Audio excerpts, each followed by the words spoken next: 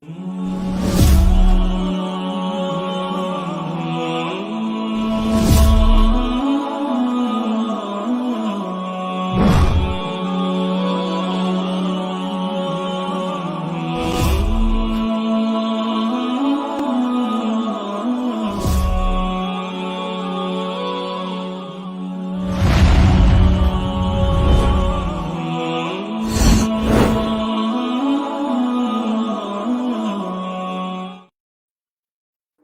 আলাইকুম ওয়া রাহমাতুল্লাহি ওয়া বারাকাতুহু। সম্মানিত বন্ধুরা, কাছে এবং দূরে, দেশ থেকে প্রবাসী যারাই আজকের এই গুরুত্বপূর্ণ প্রোগ্রামটি দেখছেন, আলোচনার বৈঠকটি দেখছেন, সকলকে জানাচ্ছি আমি ইমরান মাহমুদের পক্ষ থেকে শুভেচ্ছা এবং অভিনন্দন। আশা করছি সকলে ভালো আছেন, সুস্থ আছেন। প্রায় অনেক বছর ধরেই আমাদের বাংলাদেশে বা বিভিন্ন দেশে তারাবির নামাজ নিয়ে ইখতিলাফ রয়েছে আলেমদের মধ্যে, ওলামাদের মধ্যে। সেই বিষয় নিয়ে আজকে আলোচনা করব এবং আজকে আমাদের আলোচ্য যে বিষয়, হযরত ওমর রাদিয়াল্লাহু তাআলা আনহু কত রাকাত নামাজের আদেশ করেছিলেন, 8 রাকাত নাকি 20 রাকাত, সেই বিষয়ে আলোচনা করব। এবং সেই বিষয়ে 8 রাকাতের পক্ষে যিনি আলোচনা করবেন, আপনাদের সকলের সুপরিচিত ব্যক্তি, বিশিষ্ট ডিবেটর ব্রাদার রাহুল হোসেন। এবং 20 রাকাতের পক্ষে যিনি আলোচনা করবেন, বাংলাদেশের অতি জনপ্রিয় একজন ব্যক্তি, শেখ মুফতি আলী হাসান ওসামা। আপনাদের দুজনকে আমার লাইভ স্ট্রিমে স্বাগত। এবং বাদবাকি দর্শক যারা দেখছেন, আপনাদের সকলকে অনুরোধ জানাবো যে আজকের এই গুরুত্বপূর্ণ প্রোগ্রামটি আপনারা শেয়ার করে অন্যকে দেখার জন্য সুযোগ করে দিবেন এবং আপনারা বেশি বেশি সাপোর্ট করবেন। প্রথমেই আমার প্রোগ্রামের কিছু নীতিমালা আপনাদেরকে জানিয়ে দিব। বিশেষ করে আমাদের আজকে প্রোগ্রামের যারা অতিথি, অবশ্যই তারা সেই নীতিমালাগুলো জানেন। তারপরও দর্শকদের উদ্দেশ্য করে আমি সেই নীতিমালাগুলো আপনাদেরকে একটু পড়ে শোনাবো। আপনি একটু আমার স্ক্রিনটা একটু লক্ষ্য করবেন প্লিজ। জি, আমি সরি, আমি একদম প্রথমেই যাচ্ছি। জি, আমাদের প্রোগ্রামের নীতিমালা, আলোচনার নীতিমালা বিষয়, হাদিস শাস্ত্রের আলোকে হযরত ওমর রাদিয়াল্লাহু তাআলা আনহু কত রাকাত তারাবির আদেশ করেছেন।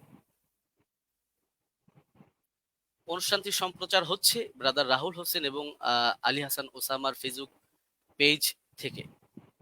আলোচনার মধ্যে আমাদের একেবারেই রুলসের যে বিষয়, যে আলোচনার মধ্যে কোন রূপ বাধা প্রদান করা যাবে না। এক অতিথি অপরজনকে বাধা প্রদান করতে পারবে না। 4 নম্বর, বাধা প্রদান করলে 1 মিনিট সময় কেটে নেওয়া হবে। যিনি বাধা প্রদান করবে তার 1 মিনিট সময় কেটে দেওয়া হবে। 5 নাম্বার, যিনি আলোচনা করছেন, যাকে বাধা দেওয়া হচ্ছে, তার 1 মিনিট সময় তাকে বাড়িয়ে দেওয়া হবে। 6 নম্বর, বিষয়ের বাহিরে অপ্রাসঙ্গিক কথা বললে, আমি সঞ্চালক হিসেবে ইমরান মাহমুদ আছি, অবশ্যই আমি অতিথিদেরকে থামানোর অধিকার রাখি বা থামানোর অধিকার থাকবে। 7 নম্বর, আলোচনার 4টি পর্যায়ের মানে আলোচনাটা 4টা পর্যায়ে হবে এবং সেই পর্যায়গুলো আমি আপনাদেরকে বলবো। প্রথম পর্ব, কেস প্রেজেন্ট, নিজেদের দাবির পক্ষে প্রমাণ উপস্থাপন। এখানে একটি বিষয় আমি বলবো যে কেস প্রেজেন্টে অবশ্যই সবাই সবার দাবি প্রেজেন্ট করবে, অপরের দাবির উপরে খণ্ডন করবে না, শুধু নিজের দাবি নিয়েই আলোচনা করবে। 5 নম্বর, প্রথম কেস প্রেজেন্ট, যিনি একেবারে প্রথমেই প্রেজেন্ট করবেন, ব্রাদার রাহুল হোসেন, তিনি প্রথমেই 15 মিনিট আলোচনা করবেন। দ্বিতীয়তে মুফতি আলী হাসান ওসামা, তিনি 15 মিনিট আলোচনা করবেন। 10 নম্বর, খণ্ডন পর্ব, ব্রাদার রাহুল হোসেন প্রথম 15 মিনিট আলোচনা করবেন, আলী হাসান ওসামা দ্বিতীয়তে 15 মিনিট আলোচনা করবেন। 11 নম্বর, খণ্ডন পর্ব, ব্রাদার রাহুল হোসেন 15 মিনিট আলোচনা করবেন, আলী হাসান ওসামা 15 মিনিট আলোচনা করবেন। এখানে আমি একটি বিষয় আপনাদেরকে জানিয়ে রাখার জন্য বলে রাখি যে 3টি যে পর্ব আমরা করেছি, এই পর্বে 3টা পর্বই 15 মিনিট করে আলোচনার সময় থাকছে। অনেক সময় দেখা যায় যে অতিথিরা আলোচনা করার ক্ষেত্রে তাদের দেখা যায় 15 মিনিটে তাদের দাবিগুলো উপস্থাপন শেষ হয় না। সেই কারণে আমি উপস্থাপক পরিচালনার কমিটির পক্ষ থেকে অতিথিদেরকে 2 মিনিট করে সময় দেওয়া হবে, যেহেতু এটা কোনো ডিবেট না, আলোচনার প্রোগ্রাম। সেক্ষেত্রে তারা চাইলে এই 2 মিনিট সময় ব্যবহার করতে পারবে, নচেত তারা 15 মিনিটই তাদের আলোচনা শেষ করবে। এবং একেবারে শেষ যে পর্বটা, উপসংহার পর্ব, ব্রাদার রাহুল হোসেন তিনি তিনার আলোচনা যেগুলো করেছেন সেগুলো রিভিউ 5 মিনিট আলোচনা করবেন, এবং আলী হাসান ওসামা তিনিও 5 মিনিট আলোচনা করবেন। বিশেষ দ্রষ্টব্য এই পর্বে তিনি তিনার আলোচনা যেগুলো করেছেন যে আলী হাসান ওসামা সাহেবের ডিভাইসটা প্লিজ। এই পর্বে উভয়ের পক্ষের বক্তা নতুন কোনো তথ্য ব্যবহার করতে পারবে না, যেহেতু এটা লাস্ট পর্ব। এখানে কেউ কাউকে খণ্ডন করার সুযোগ থাকছে না, সেই ক্ষেত্রে কেউ কারো নতুন তথ্য অ্যাড করতে পারবে না। আচ্ছা, 13 নম্বর, সভাপতি সাহেব মেবি সঞ্চালক সাহেব আমি আলোচ্য বিষয়ের উপর মন্তব্য ছাড়াই অনুষ্ঠানটি শেষ করে দিবেন। এটা আমাদের প্রোগ্রামের নীতিমালা ছিল, নীতিমালা। এবং আমাদের প্রোগ্রামের আরেকটি বিষয় হচ্ছে গুরুত্বপূর্ণ, যে আমরা যখন আলোচনা করব, প্রতিপক্ষ যেই থাকুক আমরা তাকে সম্মান সূচক শব্দ ব্যবহার করে আলোচনা করব। কোন রকমের অসম্মান সূচক শব্দ আমরা ব্যবহার করব না। শুধু প্রতিপক্ষ বক্তার ক্ষেত্রে নয়, প্রতিপক্ষের মুরব্বী ওলামায়ে কেরাম বা তার তিনি যাদেরকে অনুসরণ করেন তাদের যে কেউ হোক, কাউকে কটাক্ষ করে কোনো রকমের কথা বলা যাবে না। সুন্দর শব্দ দিয়ে তাদেরকে বলতে হবে। যদি কেউ অসুন্দর শব্দ ব্যবহার করে, যদি কেউ অবাঞ্ছনীয় শব্দ ব্যবহার করে, অবশ্যই সঞ্চালক হিসাবে আমি তাকে এই শব্দটা এক্সপান্স করাবো, উইথড্র করাবো। যাই হোক, আমি আমার আলোচনার শর্তগুলো, নীতিমালাগুলো আপনাদেরকে পড়ে শোনালাম।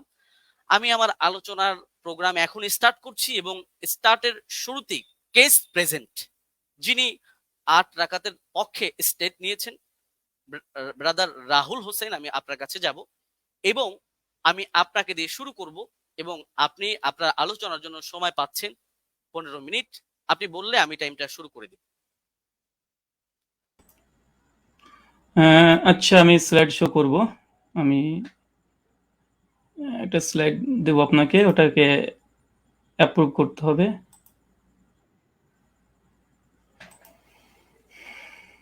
হ্যাঁ, প্রেজেন্টেশন 1 বলে একটা আছে।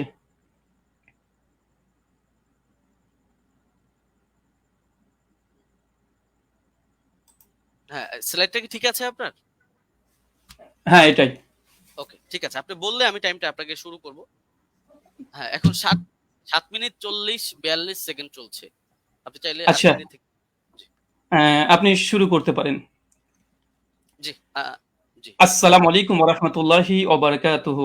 আলহামদুলিল্লাহি রাব্বিল আলামিন ওয়াস সালাতু ওয়াস সালামু আলা রাসূলিহিল আমিন ওয়া আলা আলিহি ওয়া সাহবিহি আজমাইন, আম্মা বাদ। সম্মানিত দর্শক মণ্ডলী এবং আজকের সঞ্চালক সাহেব এবং আমার প্রতিপক্ষ হিসেবে যিনি আজকে এসেছেন, ওস্তাদ আলী হোসেন ওসামা, এবং যারা ভিউয়ার্স এখন এই মুহূর্তে দেখছেন তাদেরকে প্রথমেই প্রাথমিক পর্যায়ে সকলকে ঈদের শুভেচ্ছা জানাই। আজকে আপনারা দেখেছেন যে বিষয় আজকে আমাদের গুরুত্বপূর্ণ বিতর্কিত বিষয়ের আলোচ্য বিষয়, ওমর রাদিয়াল্লাহু তাআলা আনহু তিনি কত রাকাত তারাবি আদেশ করেছেন, 8 নাকি 20? এই আলোচনাটি হবে সম্পূর্ণ হাদিস শাস্ত্রের আলোকে। এই আলোচনাটি কেন? এই আলোচনা করার মূল কারণ বা মৌলিক কারণ হচ্ছে এটাই যে আহলে হাদিসদের উপরে একটা অভিযোগ আছে, প্রায় অভিযোগ করে থাকে যে আহলে হাদিসরা ওমর ইবনুল খাত্তাব রাদিয়াল্লাহু তাআলাকে মানে না, খুলাফা রাশিদিনকে মানে না। কারণ হিসেবে তারা পেশ করে যে ওমর বিন খাত্তাব তিনি 20 রাকাত তারাবির আদেশ করেছেন, অথচ আহলে হাদিসরা 8 রাকাত পরে মসজিদ থেকে পালিয়ে যায়। অনেকে এর জন্য এক ধাপ এগিয়ে আমাদেরকে বলে আমরা নাকি নামাজ চোর, আবার অনেকে এক ধাপ এগিয়ে তারা বলতেছে এইভাবে 8 রাকাত কোনো নামাজই নেই, 1284 হিজরির পূর্বে 8 রাকাত বলে কোনো আন্দোলন ছিল না। অনেক রকমের অভিযোগের স্তূপ আমাদের আহলুল হাদিসদের উপরে আছে। তাই আজকে এই আলোচনাটি খুব গুরুত্বপূর্ণ বিষয়, এবং আপনারা সকলে মনটা খোলা রেখে, উদার রেখে আলোচনাটা শোনার চেষ্টা করবেন। আমরা কেউ একগোয়ামি কেউ আমরা করব না। তো চলুন আমাদের আলোচনার সূচনাতেই কয়েকটি বিষয়কে লক্ষ্য করতে হবে। প্রথম কথা, যে খোলাফা রাশিদিন রাদিয়াল্লাহু তাআলা আনহু তাদের যে মানার কথা স্বয়ং আল্লাহ নবী আলাইহিস সালাম তিনি বলে গেছেন। সুনান তিরমিজি হাদিস নম্বর 2676 আল্লাহ বলছেন, আমি দুনিয়া থেকে চলে যাওয়ার পরে তোমাদের মধ্যে অনেক ইখতিলাফুন কাসীরা, অনেক বড় বড় মতভেদ হবে। ফালাইকুম বিসুন্নতি ওয়া সুন্নাতি খুলাফায়ে রাশিদিন, আর সেই সময় তোমরা আমার সুন্নাতকে আঁকড়ে ধরবে, এক, আর দুই, সুন্নাতে খুলাফায়ে রাশিদিন, আর খলিফা যারা আছে তাদের সুন্নাতকে মেনে চলতে হবে। আর আমরা সকলে জানি ফারুক আজম ওমর ইবনুল খাত্তাব ইসলামের দ্বিতীয় খলিফা। আর এটা নিয়েই আমাদের দুই পক্ষেরই দাবি যে আসলে ওমর বিন খাত্তাব কত রাকাত তারাবি আদেশ করেছিলেন। চলুন এখানে 3 নম্বর বিষয়, আমরা অনেকে অবগত আছি যে আল্লাহ রাসূল আলাইহিস সালাম তিনি মাত্র 3 দিন তারাবি জামাত করেছিলেন, তারপর স্থগিত থেকে যায়। পরবর্তী সময়তে ওমর বিন খাত্তাব রাদিয়াল্লাহু তাআলা আনহু জামানাতে তিনি একদিন মসজিদ ভিজিট করে এসে দেখছেন যে মসজিদের মধ্যে মানুষ বিক্ষিপ্তভাবে নামাজে দাঁড়িয়ে আছে, নামাজ পড়ছে। এই কারণে ওমর বিন খাত্তাব রাদিয়াল্লাহু তাআলা আনহু উবাই বিন কাব, আপনার স্ক্রিনে দেখছেন সহিহ বুখারী হাদিস নম্বর 2010, এখানে উবাই বিন কাব রাদিয়াল্লাহু তাআলা আনহুকে তিনি তার নেতৃত্বে তিনি একটা তারাবির জামাত করে দিলেন। কিন্তু সহিহুল বুখারীর মধ্যে কত রাকাত এটা নেই, বরং জামাতের কথাটা এসেছে। এখন কত রাকাত এটা সহিহ বুখারীতে নেই, তার মানে কি হাদিস জগতে নেই? অবশ্যই আছে। চলুন কোথায় আছে আমরা একবার ঘুরে আসি।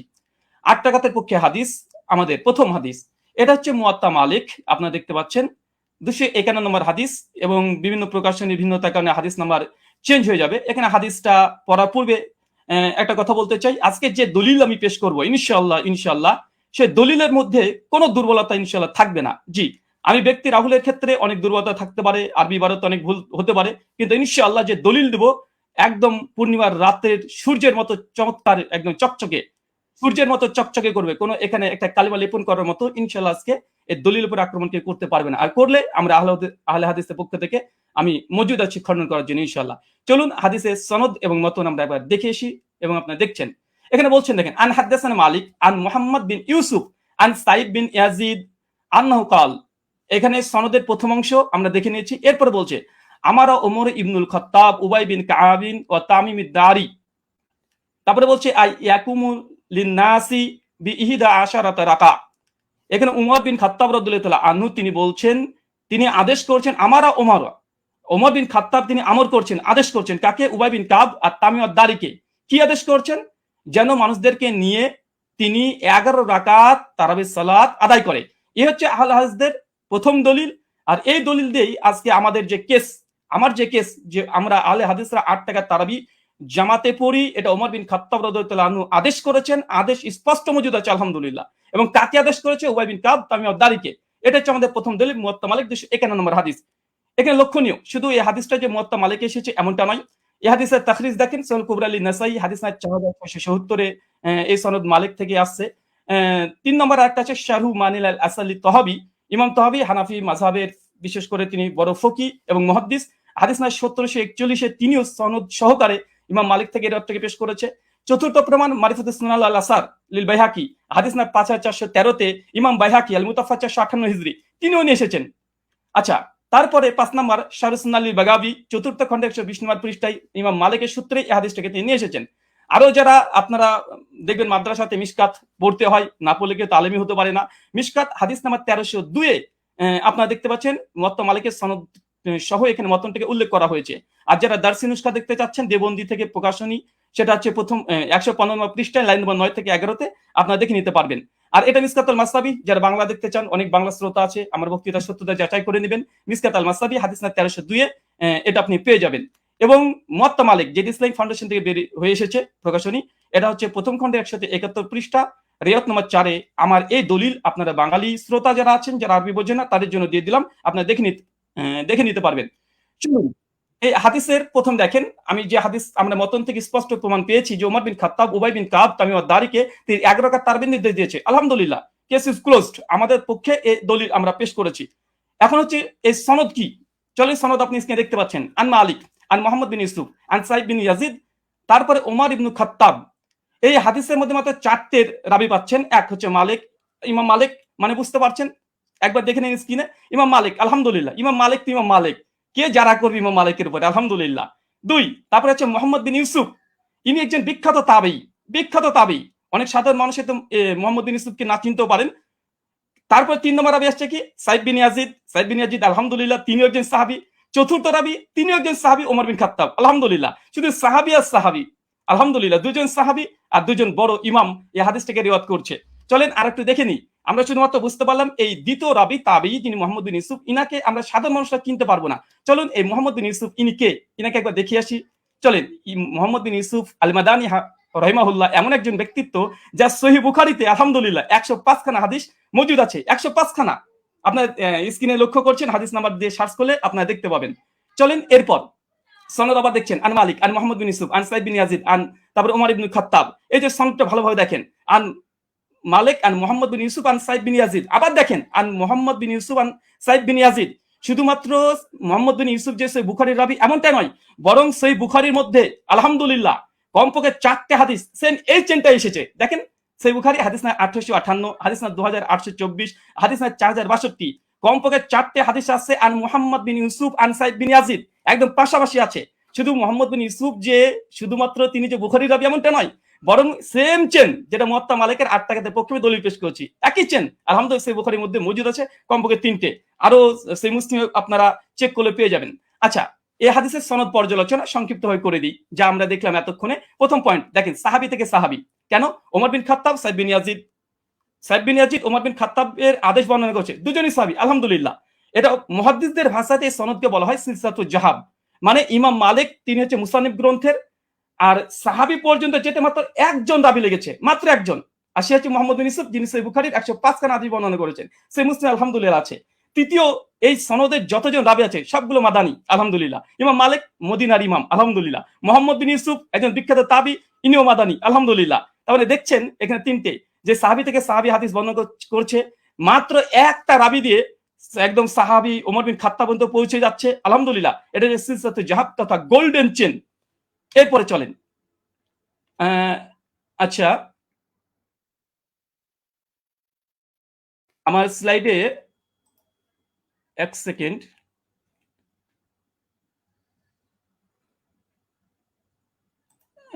একটু থামতে হবে। আচ্ছা, ঠিক আছে। আচ্ছা, আমরা হচ্ছে আমি এই কেসটা প্রেজেন্ট করলাম। এখন আলী হোসেন ওসামা হাফিজাহুল্লাহর কাছে আমার কিছু প্রশ্ন এই মুয়াত্তা মালিকের এই হাদিস নিয়ে।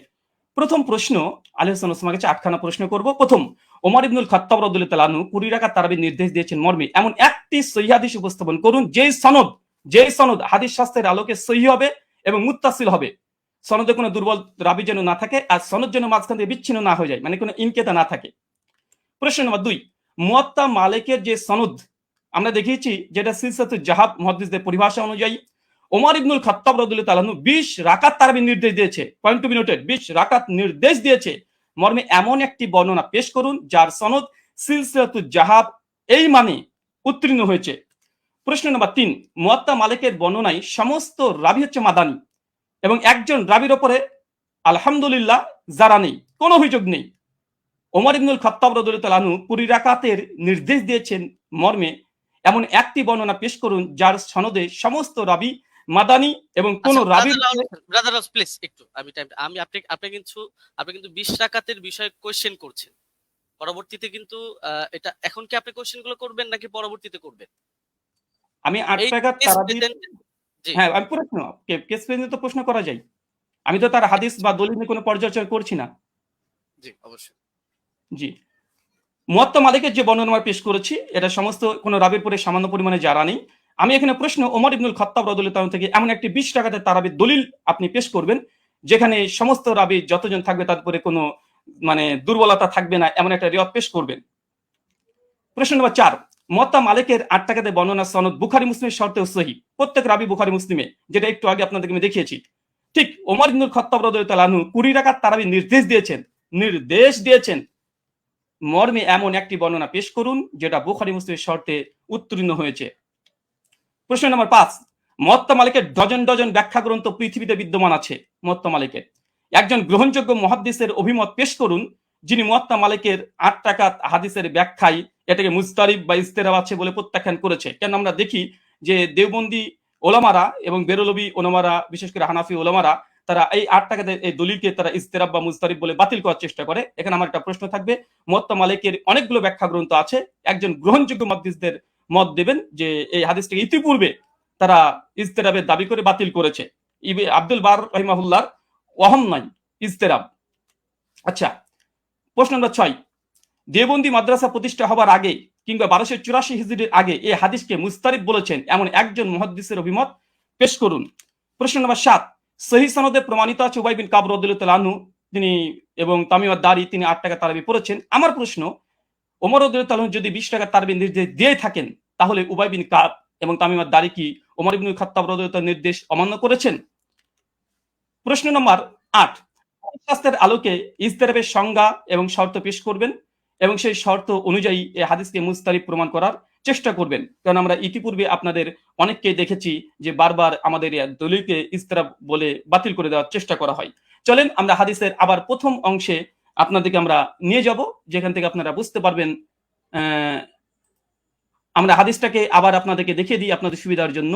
আমাদের প্রথম যে দলিল আমরা পেশ করেছিলাম এই হচ্ছে মুয়াত্তা মালিকের হাদিস। আর এই মুয়াত্তা মালিকের হাদিস অনেকগুলো গ্রন্থে এসেছে, পরপর আপনাদেরকে আমি দেখিয়ে দিয়েছি, এখান থেকে অনেকগুলো গ্রন্থ থেকে দেখিয়ে দিয়েছি। আমি জাস্ট একটা দলিল আমি পেশ করেছি, আর এই একটা দলিলের উপরে আমি অটল থাকবো। এই একটা দলিলে, এই দলিল যতক্ষণ খণ্ডন না আসবে ততক্ষণ দ্বিতীয় দলিল দিয়ে এই আলোচনাকে আমি মাছের বাজার করতে চাই না। তাই এই সনদটাকে বারবার দেখবেন, আন মালিক আন মোহাম্মদ বিন ইউসুফ আন সাইদ বিন ইয়াজিদ, তারপর ওমর ইবনে খাত্তাব। মাত্র ইমাম মালিক তো ইমাম মালিক রাহিমাহুল্লাহ, আলহামদুলিল্লাহ। মোহাম্মদ বিন ইউসুফ তিনি একজন বিখ্যাত তাবী, যার 105খানা হাদিস আছে। আর সাইদ বিন ইয়াজিদ ইনিও স্বয়ং আল্লাহ রাসূলের সঙ্গে হজ করেছেন, যেটা সহিহ বুখারী 1858 প্রমাণিত পাওয়া যায়। আর ওমর ইবনে খাত্তাব। আমি জাস্ট এই একটা দলিলের উপরে আপনাদের সামনে উপস্থাপন করেছি, এবং হাদিসের শব্দ আমার ওমর ইবনুল খাত্তাব, ওমর বিন খাত্তাব আদেশ দিয়েছেন, একদম আদেশ শব্দ মজুদ আছে। কাকে আদেশ দিয়েছেন? উবাই বিন কাবকে। আর কাকে? তামিম আদ-দারিকে। কত রাকাত? বিহিদা আশারাতা রাকা, 11 রাকাতের নির্দেশ দিয়েছে।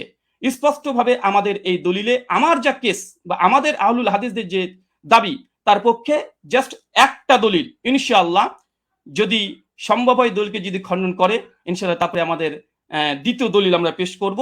কেননা আলোচনার মধ্যে অনেক বেশি দলিল দিয়ে গেলে, কারণ আমাদের আলোচনা যেহেতু এখানে পর্যালোচনা, এটা ডিবেট নয়। ডিবেট হলে আমি অনেক কিছু করতে পারতাম, কিন্তু আমি যেহেতু ওস্তাদজির সঙ্গে একমত হয়ে এসেছি, তাই আমি তেমন কিছু মানে অনেক কথাই বলার ইচ্ছা থাকলে আমি বলবো না এখানে, কারণ আমি শেখকে বা ওস্তাদকে আমি অনেক সম্মান দিই এবং ভালোবাসা তার প্রতি আমার অনেকগুলো আছে। আর এ থেকেই একটা হাদিস, আর এই হাদিস আমি শুধুমাত্র শেখের কাছে বুঝতে এসেছি, যেহেতু তিনি আমাকে বুঝাতে এসেছেন। আর পর্যালোচনা যেহেতু এটা ডিবেট নয়, তার জন্য আমার এই একটা হাদিস, যে দাবির পক্ষে আমরা আহলুল হাদিসরা 8 টাকা তারাবি পড়ি, এবং এই হাদিসের মান আমাদের নিকটে সহিহ, এবং আমাদের কাছ থেকে 8খানা প্রশ্ন আমরা উপস্থাপন করেছি 20 টাকাতের পক্ষে। এই 20 টাকাতের যদি এই প্রশ্নের জবাব যদি দিয়ে দেয়, আলহামদুলিল্লাহ আমি লিখিতভাবে, শুধু এরকম না, ঘোষণা দিয়ে আমি ঘোষণা করে দেব যে জাস্ট আমি যে কথা বলেছি আমি কথা থেকে ফিরে আসছি। 8 টাকার তারাবি ওমর বিন খাত্তাব আদেশ দেয়নি, মূলত 20 টাকা দিয়েছে। আমি প্রত্যাবর্তন করব, আমি স্ট্রিমে ঘোষণা করলাম। এখনো 3টে পর্ব আছে এবং আমি এরপরে অটল থাকবো। জি, শুকরিয়া, জাযাকাল্লাহ খায়রান, বারাকাল্লাহ ফিকুম, ওয়ামা আলাইনা ইল্লাল বালাগ। জি, ব্রাদার রাহুল হোসেন, আপনি শেষ করেছেন। প্লিজ একটু ইয়াটা ঠিক হবে। হ্যাঁ, আপনি শেষ করেছেন এবং আপনি 1 মিনিট আগে শেষ করেছেন, চাইলে আপনি 2 মিনিট ব্যবহার করতে পারতেন। যাই হোক, আমি চলে যাব যিনি 20 রাকাতের পক্ষে দলিল পেশ করবেন, আমাদের পরিচিত ব্যক্তি শেখ মুফতি আলী হাসান ওসামা। আমি আপনার কাছে যাব এবং আপনি বললে আমি টাইমটা শুরু করে দিব। আপনার টাইমটা আপনি বলবেন। জি, এখন 22 মিনিট 45 সেকেন্ড চলছে। আপনি মিউট আছেন।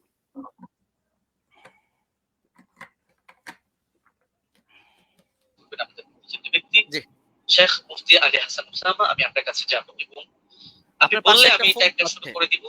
আমার আওয়াজ কি শোনা যাচ্ছে? আপনার আওয়াজ শোনা যাচ্ছে। আপনার পাশে একটা ফোন চলছে, ফোনটা একটু অফ করুন, আপনি মিউট আছেন বা অন্য কোনো ডিভাইস চলছে। আওয়াজ কি শুনতে পাচ্ছেন আমার আওয়াজ? শুনতে পাচ্ছি। মুফতি আলী হাসান ওসামা, আমি আপনার কাছে যাব এবং আপনি বললে আমি,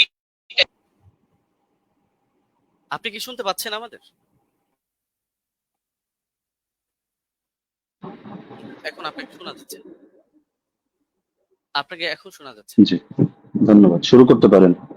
জি, শুরু হ্যাঁ, করতে পারেন। হ্যাঁ, 23 মিনিট 40 সেকেন্ড থেকে আপনার স্টার্ট। জি, হামিদান ওয়া মুসাল্লিয়ান ওয়া মুসাল্লিমা আম্মা বাদ। আমরা মূল আলোচনায় চলে আসি কোনো ধরনের ভূমিকা ছাড়া, যেহেতু এটা কেস প্রেজেন্ট পর্ব, এখানে আমরা আমাদের দাবি উত্থাপন করব, আর ব্রাদার রাহুলের দাবি নিয়ে আমরা পরবর্তী খণ্ডন পর্বের মধ্যে বিস্তারিত আলোচনা করবো ইনশাআল্লাহ। তো ওমর রাদিয়াল্লাহু তাআলা আনহু কত রাকাত তারাবির আদেশ করেছিলেন এ নিয়ে আমরা শুরুতে দাবি করে এসেছি যে তিনি এর পক্ষে আমরা আমাদের প্রমাণ উপস্থাপন করছি। মুসান্নাফ ইবনে আবি শাইবা গ্রন্থ হাদিস নম্বর 7682, এতে সহিহ সনদের মধ্যে আছে হাদাসানা ওয়াকিউন আন মালিক ইবনে আনাস আন ইয়াহইয়া ইবনে সাঈদ أن عمر بن الخطاب رضي الله عنه أمر رجلا يصلي بهم 20 ركعة। ওমর রাদিয়াল্লাহু তাআলা আনহু এক ব্যক্তিকে আদেশ করলেন তিনি তাদেরকে নিয়ে 20 রাকাত তারাবির নামাজ আদায় করবেন। এই যে হাদিসটা, এই হাদিসের মধ্যে প্রতিটা রাওয়ী, ওয়াকি ইবনুল জাররাহ, ইমাম মালিক ইবনে আনাস এবং ইয়াহইয়া ইবনে সাঈদ আল-কাত্তান, প্রত্যেকে হাদিস শাস্ত্রের এক একজন নক্ষত্র এবং ইমাম। তো সুতরাং এই হাদিসের রাওয়ীদেরকে নিয়ে এখানে কোনো বিতর্কের কোনো সুযোগ নেই, প্রত্যেকে নির্ভরযোগ্যতার মানে শতভাগ উত্তীর্ণ। হ্যাঁ, এখন কারো কাছে একটা খটকা লাগতে পারে যে ইয়াহিয়া ইবনে সাঈদ আল কাত্তান রাহমাতুল্লাহি আলাইহি তিনি তো ওমর ইবনে খাত্তাব রাদিয়াল্লাহু আনহু জামানা পাননি। তাহলে তো মনে হচ্ছে যে হাদিসটা বিচ্ছিন্ন হয়ে যাচ্ছে, সূত্র বিচ্ছিন্ন, অর্থাৎ মাঝখানে কোনো একজন বর্ণনাকারী বাদ পড়ে গেছেন এবং তার সূত্রে তিনি বর্ণনা করছেন। তো হাদিস যদি মুনকাতি হয় তাহলে তো এটা যায়িফ মনে হতে পারে অনেকের কাছে। তো আমরা যেহেতু আমাদের শিরোনামই হলো যে হাদিস শাস্ত্রের আলোকে আমাদের আজকের আলোচনা হবে, তো আমরা এখন শাস্ত্রীয় আলোচনায় চলে যাই। আমরা শাস্ত্রীয় আলোচনার অনেকগুলো পয়েন্ট দিয়ে দেখাবো যে এই হাদিসের মধ্যে কোনো ধরনের দুর্বলতা নেই এবং হাদিসটা সর্বোচ্চ পর্যায়ে গ্রহণযোগ্য সহিহ। ১ নম্বর মূলনীতিতে আসি। হাদিস শাস্ত্রের স্বীকৃত একটা মূলনীতি হলো, এটা ইমাম জাইনুদ্দিন ইরাকি রাহমাতুল্লাহ আলাইহি লম্বা চড়া করে আলোচনা করেছেন, তার সূত্রে ইমাম সুয়ুতী সহ হাদিস শাস্ত্রের অনেক ইমামরা এই পয়েন্টটা টেনেছেন। وإن روى التابعي عن الصحابي قصة أدرك وقوعها فمتصل وكذا إن لم يدرك وقوعها ولكن أسندها له وإلا فمنقطعة।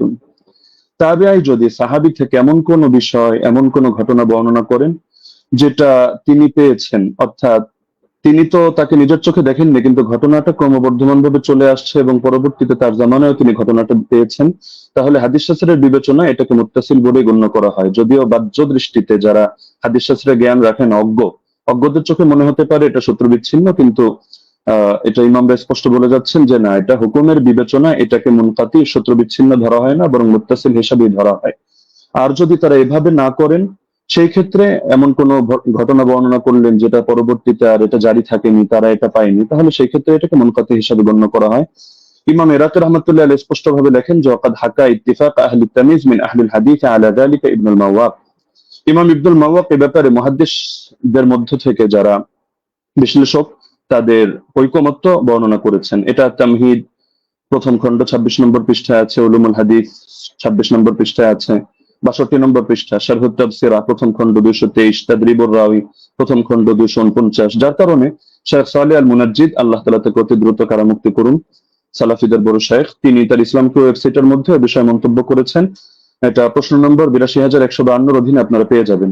وبمجموع هذه الروايات يتبين أن ال20 ركعة كانت هي السنة الغالبة على التراويح في زمن عمر بن الخطاب رضي الله عنه، ومثل صلاة التراويح أمر مشهور يتناقله الجيل وعامة الناس، ورواية يزيد بن رومان ويحيى القطان يعتبر بهما وإن كان لم يدرك عمر، فإنهما ولا شك تلقياه عن مجموع الناس الذين أدركوهم، وذلك أمر لا يحتاج إلى رجل يسنده فإن المدينة كلها تسنده।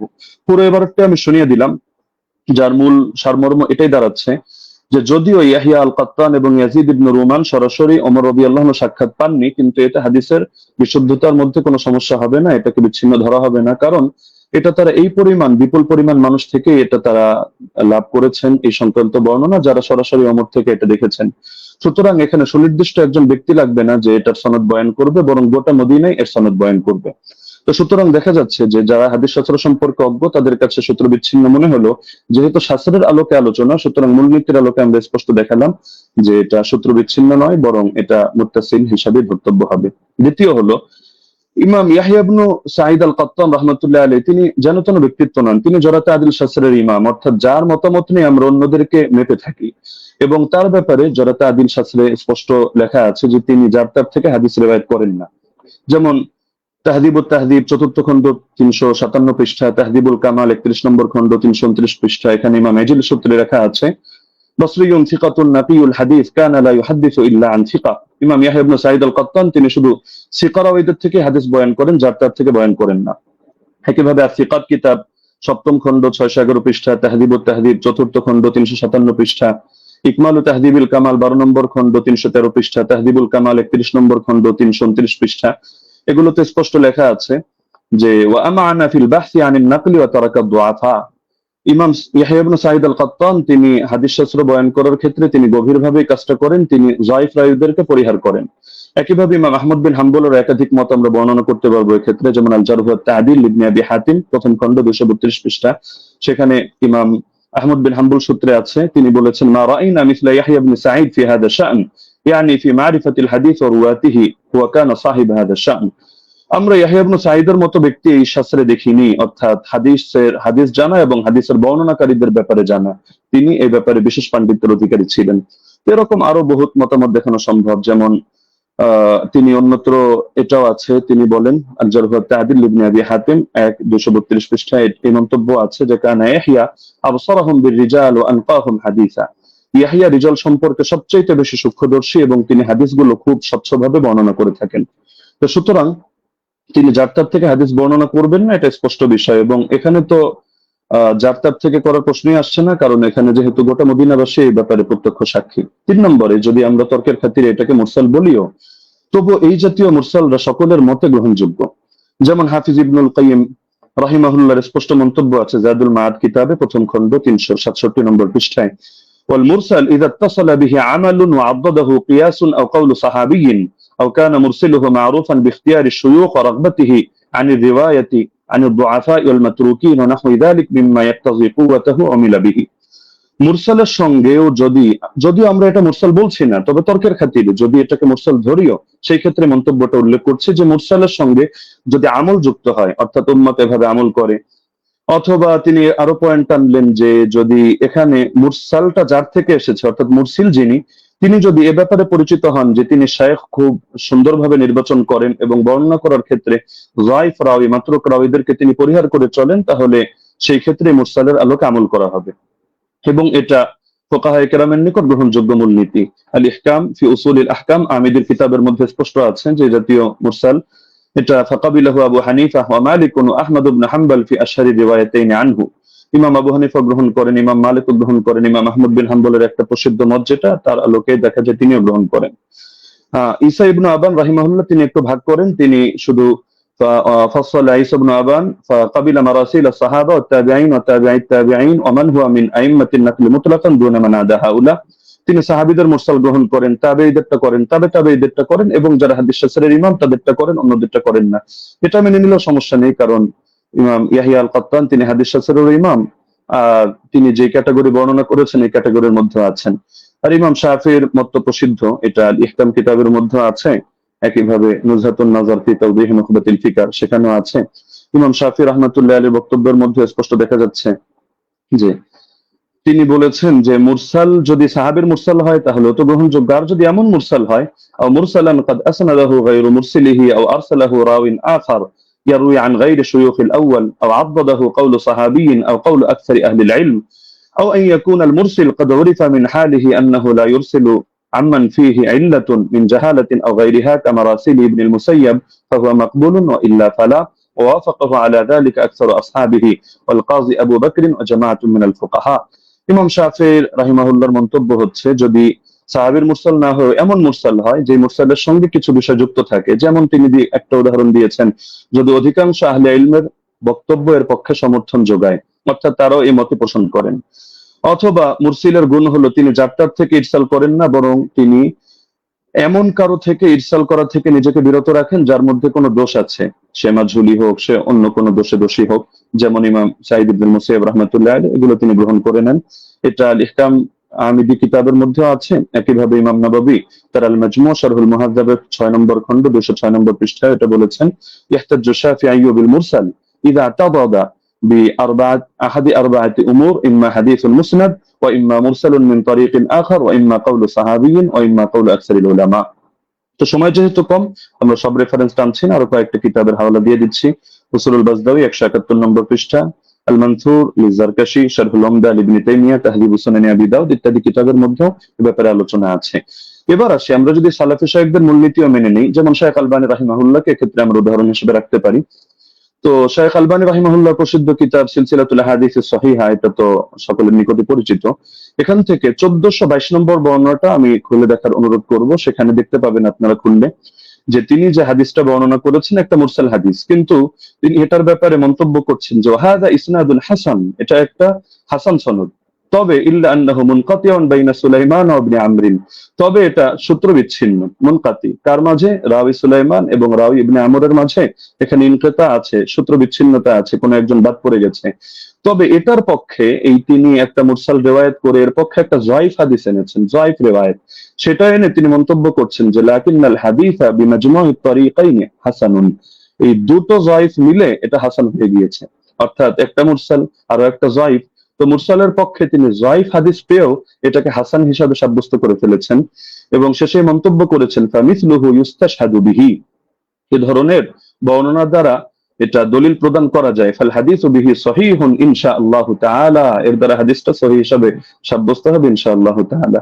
তো শায়খ আলবানী রাহিমাহুল্লাহ এক্ষেত্রে যে কাজটা করলেন, আমরা তো এর চেয়ে আরো মজবুত কাজ করলেন। তিনি একেবারে একটা জয়ীফ হাদিস এনে মুনকাতি একটা রিওয়ায়াতকে তিনি হাসান সনদ সাব্যস্ত করে হাদিসটাকে দলিলযোগ্য এবং সহিহ সাব্যস্ত করে ফেললেন। তো এ ব্যাপারে তো আর কোনো কিছু বলার অপেক্ষা রাখে না। তারপর চতুর্থ বিষয় হলো, সব ধারার ইমামগণই মেনে নিয়েছেন যে ওমর রাদিয়াল্লাহু আনহু 20 রাকাত তারাবির আদেশ করেছেন।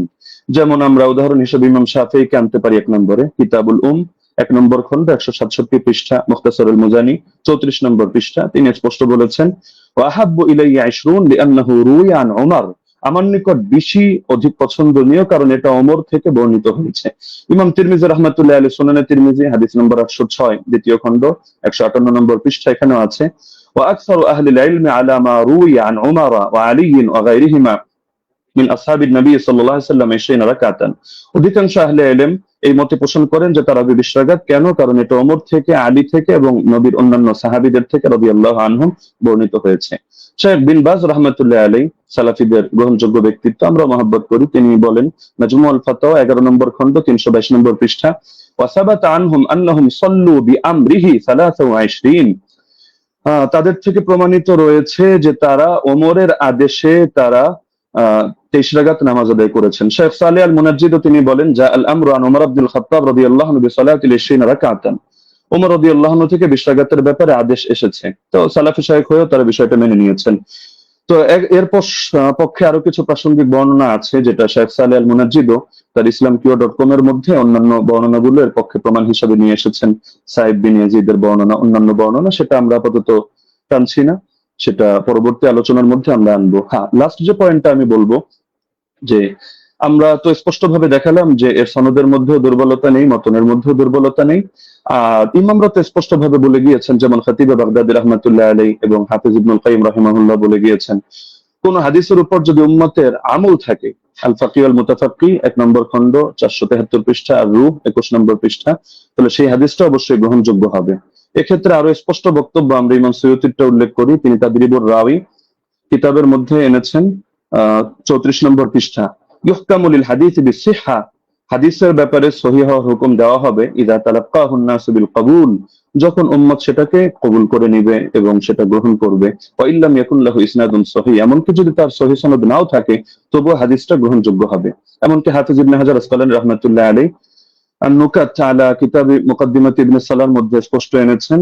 এটা আপনারা আন-নুকাত আলা কিতাব ইবনে সালাহর মধ্যে প্রথম খন্ড 494 495 পৃষ্ঠায় পাবেন যে মিন জুমলাতি সিফাতিল কবুল আল্লাতী লাম ইয়াতাআররাজ লাহা শাইখুনা ইয়াকসিদু জাইনাদ্দিন আল-ইরাকি আন ইয়াত্তাফিকা আল-উলামা আলা আল-আমাল বিমাদলুল হাদিস ফাইন্নাহু ইউকবালু হাত্তা ইয়াজিব আল-আমালু বিহি ওয়া ক্বাদ সাররাহা বিযালিকা জামাআতুন মিন আইম্মাতিল উসুল।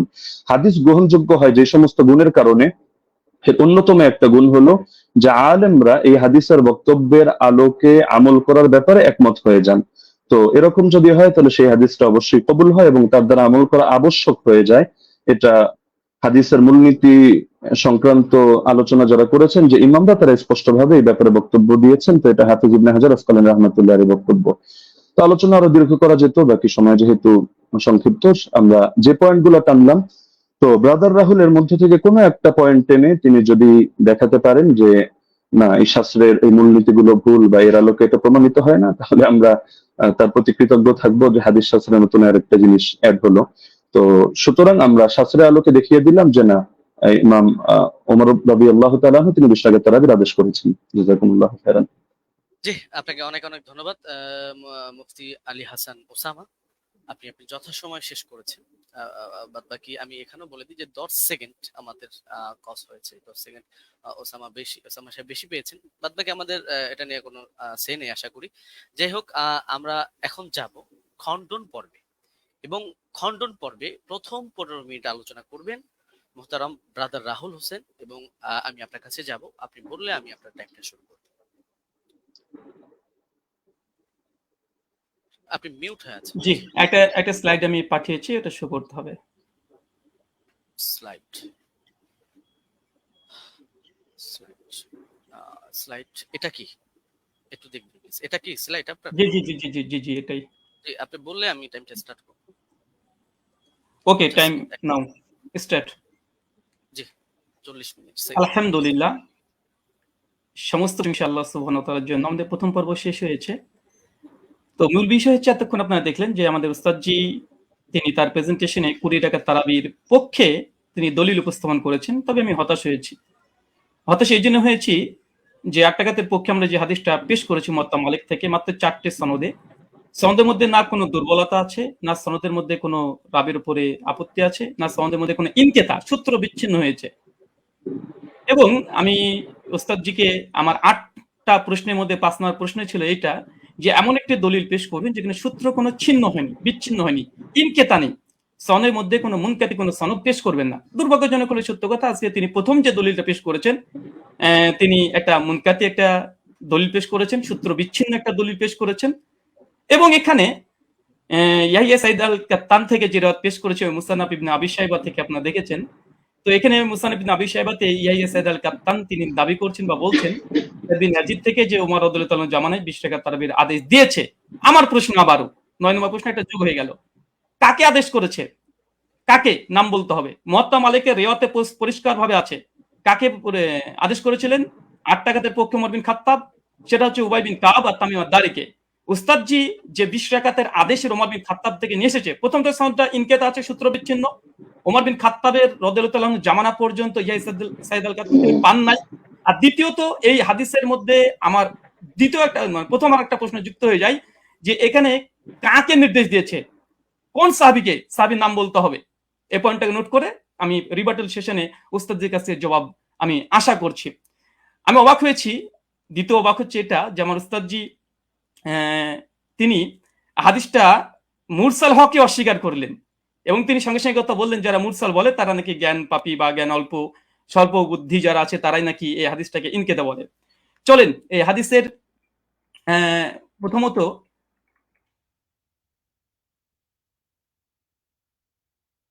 আচ্ছা, প্রথম হচ্ছে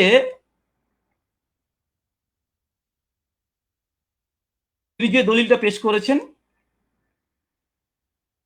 মুনকাতি হাদিস, এই হাদিস নাকি মুরসাল তিনি অস্বীকার করেছেন, ইনকারের সনদ বিচ্ছিন্ন। অথচ আমরা দেখছি দেখেন এটা হচ্ছে আসরুস সুনান, আল্লামা নিমবি হানাফি তার একটি কিতাব, তার আসর সুনানের 779 নম্বর হাদিসে দেখেন ইয়াহিয়া সাইদ থেকে ওই রিওয়ায়াতটা নিয়ে এসেছে যেটা উস্তাদ জি মুসান্নাফ ইবনে আবি শাইবা থেকে পড়েছেন।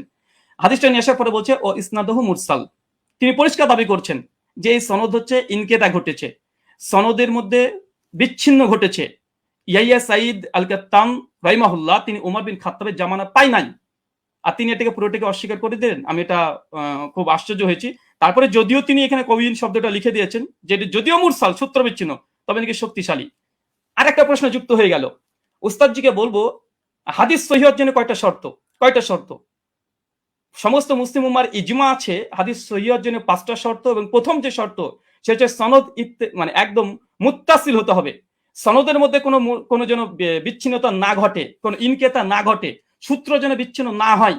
এর চেয়ে হাদিস সহিহ হওয়ার জন্য এটা হচ্ছে ইজমাই শর্ত। সে হানাফি বলেন, আহলে হাদিস, শাফি, মালিকি যেই বলেন, সমস্ত উম্মত একমত হাদিস 5টা শর্তে সহিহ হয়। প্রথম শর্ত হচ্ছে ইত্তেসাল হতে হবে, মুত্তাসিল হতে হবে, সনদ যেন একদম কোনো মাঝখান থেকে চেন যেন ব্রেক না করে। অবাক হলাম, তিনি এই হাদিস একটা মুরসাল হাদিস তিনি নিজে প্রথমে স্বীকার করে নিয়েছেন কয়েকবার, আবারও স্বীকার করতেও যাচ্ছেন না। অথচ এখানে আসরুস সুনানে আল্লামা নিউভি হানাফি রাহিমাহুল্লাহ তিনি পরিষ্কার দাবি করে নিয়েছেন এই হাদিসের মধ্যে ইনকেতা ঘটেছে, এটা মুরসাল হাদিস, সূত্র বিচ্ছিন্ন হাদিস, তবে কওয়িন, তবে সনদের যে রাবিগুলো আছে এরা শক্তিশালী। হাদিস সহিহ হওয়ার জন্য যেহেতু রিজাল শাস্ত্রের আলোকে এবং হাদিস শাস্ত্রের আলোকে আমাদের দলিল উপস্থাপন করতে হবে। তো হাদিস সহিহ হওয়ার জন্য ওস্তাদ দেখেছি আমার জানার জন্য প্রশ্ন, বিনয়ের সঙ্গে প্রশ্ন, মানে মুত্তাসিল হওয়া এটা শর্ত কি শর্ত একটু জানাবেন 5টা শর্তের মধ্যে। আর এই সনদের মধ্যে যে মুত্তাসিল, এই সনদের মধ্যে বিচ্ছিন্নতা ঘটেনি, এটা প্রমাণ পেশ করবেন। চলুন এই দেখেন ইয়াহিয়া সাইদ আল আনসারীর এই বর্ণনাকে বাংলাদেশের জগৎ বিখ্যাত আমাদের আলী হোসেন ওসামা জিরো উস্তাদ জি হবে আমার জানা মতে, না হলেও রুহানি উস্তাদ হবে। দলিশ নামাজের মাসাল এই বইটা মোটামুটি 4 জন আলেম মিলে লিখেছে, এক মৌলানা তাহিদুল মাওলা, আব্দুল মালিক সাহেব, আব্দুল মতিন সাহেব এবং আবু আকাস মৌলানা, 4 জন মিলে বইটাকে রচনা করেছে। এই তারাবির মাসালাতে 410 নম্বর এবং 411 নম্বর পৃষ্ঠাতে এই দলিলটা নিয়ে এসেছে। নিয়ে আসার পরে এই দলিলটাকে সামনে রেখে তিনি বলছেন যে মুসানাফের এই দলিলটা এই বর্ণনাটির সনদ সহি, তবে ইয়াহিয়া সাইদ যেহেতু হযরত ওমরের যুগ পাননি, আবার কার কাছ থেকে শুনেছেন তাও বলেনি, এই কারণে এটিকে মুনকাতি সূত্র বিচ্ছিন্ন বলা হয়। তার মানে আমাদের 4 জন সহ লেখা দলিল সহ নামাজের মাসাল এ বইটা, মানে আমরা 5 জনের মত পেয়ে গেলাম মোটামুটি, যে হানাফি ভাইদের এবং দেওবন্দীদের ঘরনারই এই সনদকে মুনকাতি সূত্র বিচ্ছিন্নটা স্বীকার করে নিয়েছে।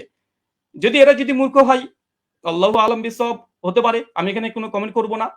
তারপরে তিনি ওসামা উস্তাদজি তিনি যে কথাগুলো বলেছেন, টেনে হিসড়ে হাদিসটাকে আবার মানে হাসান করার চেষ্টা করছে। তো মূল কথা, সনদের মধ্যে বিচ্ছিন্নতা ঘটেছে এবং হাদিসটার মধ্যে ইনকেতা ঘটেছে। আর বারবার উস্তাদজি বলছে হাদিসটা মুরসাল, আসলে হাদিসটা মুরসাল না মুনকাতে, কারণ এই হাদিসটা মুরসাল হলে নবীর দিকে নিসবত হতো। যখন নবীর দিকে নিসবত না, এটা ওমরের দিকে নিসবত হয়েছে, যে ওমর আদেশ করেছে, তা হাদিসটা মুরসাল নাই, বরং এখানে ইনকেতা বলাটাই বেশি যৌক্তিক, মুনকাতি এই হাদিস। তার জন্য এখানে আরেকটা পয়েন্ট দেখে নিন। মুনকাতে হাদিসের ব্যাপারে উস্তাদজি অনেকগুলোই দলিল উপস্থাপন করলেন এবং বিভিন্ন আলেমদের ফতোয়া তিনি নকল করে বোঝানোর চেষ্টা করছিলেন বারবার, যে দেখেন মুনকাতে হাদিসকে অনেকে হাদিসে বা মুরসাল হাদিসকে অনেকেই সহিহ বলার চেষ্টা করছে, এমনকি শেখ আলবানিও বলার চেষ্টা করেছে, তিনি দলিল উপস্থাপন করেছেন। দেখেন, এটা তাইসুল মুস্তাহুল হাদিস, এটা হানাফি আলেম সকলেই মানে, এটা বাংলাদেশ থেকে কওমি ঘরানার তারাই ছাপিয়েছে বইটা, রকমারিতে অ্যাভেলেবেল পেয়ে যাবেন। এখানে দেখেন মুনকাতে হাদিসের উদাহরণ একটা দেওয়ার পরে বলছে মুনকাতে হাদিসের হুকুম কি, বলছে উলামায়ে কেরাম এ বিষয়ে একমত, মানে ইজমা দাবি করছে। বিলুপ্ত রাবি অবস্থা অজ্ঞতা থাকার কারণে মুনকাতে হাদিস জয়ীফ হিসেবে গণ্য। এখানে একটা সংক্ষিপ্ত সাধারণ শ্রোতার জন্য বলি, যে ইয়াহিয়া সাইদ আল কাত্তান তার ওমর বিন খাত্তাবের জামানায় পায়নি, ওমর বিন খাত্তাবের মৃত্যুর প্রায় 40 থেকে 50 বছর পর এই রাবি জন্মগ্রহণ করেছে। ওমর বিন খাত্তাব জামানায় পায়নি। তিনি কিভাবে বলে দিলেন যে ওমরের জামানাতে অমুক ব্যক্তি, আবার নাম উল্লেখ নেই যে কাকে নির্দেশ দিয়েছে, নাম উল্লেখ নেই হাদিসে, যে 20 টাকাতের আদেশ করেছে। এখন যদি কেউ দাবি করে যে পাকিস্তানি আমলে ব্রিটিশদের সঙ্গে অমুক ব্যক্তি এবিসি ও দালালি করেছে, আজকের যুগের কোনো মানুষ যদি দাবি করে দেয়, হয়তো তার যুগও আমি পাইনি, পাকিস্তানি আমল আমি পাইনি, যে দাবি করে দেয়, এই দাবিটা কেমন যৌক্তিক হতে পারে? ঠিক এই হাদিসের সঙ্গে সেটাই ঘটেছে। যিনি বর্ণনা করছেন ওনার সঙ্গে ওমর বিন খাত্তাবের জামানায় তিনি পাননি, ওমর বিন খাত্তাবের মৃত্যুর প্রায় 40 থেকে 50 বছর পর এই ব্যক্তি জন্মগ্রহণ করা হচ্ছে।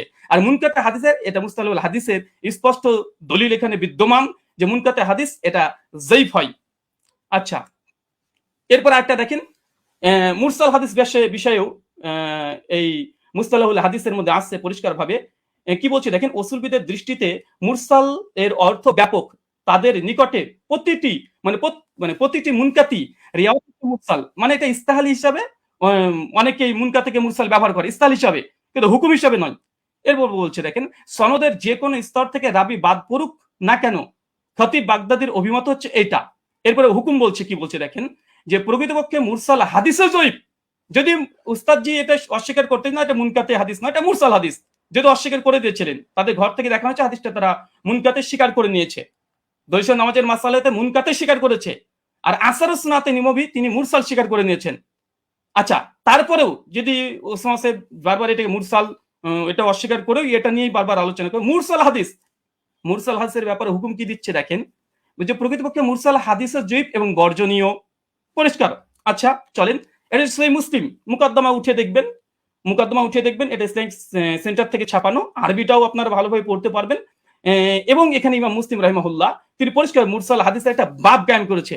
বাব কায়েম করার পরে ইমাম মুসলিম সহিহ মুসলিম রচনার পূর্বে মুকদ্দমা শুধু রাসূলের হাদিস দিয়ে তিনি একদম পালাতে রেখেছেন। তার মধ্যে মুরসাল আলোচনা করতে গিয়ে তিনি বলছেন যে মুরসাল রিওয়ায়াত হাদিস সময়ের ব্যাপারে আমাদের মুহাদ্দিসদের, মানে মুহাদ্দিসগণের কেরামের অভিমত হচ্ছে মুরসাল হাদিস হুজ্জাত দলিল হিসেবে পরিগণিত হবে না। মানে কোন হাদিসের সনদের মধ্যে যদি বিচ্ছিন্ন ঘটে, যেটা আমাদের উস্তাদ যে আজকে দলিল পেশ করেছে, তাহলে সেটা কোনোভাবে হিসেবে গ্রহণযোগ্য নয়। সর্বশেষে বলছে ফলে তা মুরসাল হওয়ার সম্ভাবনায় আমাদের নিকটে হুজ্জত বা দলিল হিসেবে পরিগণিত হবে না।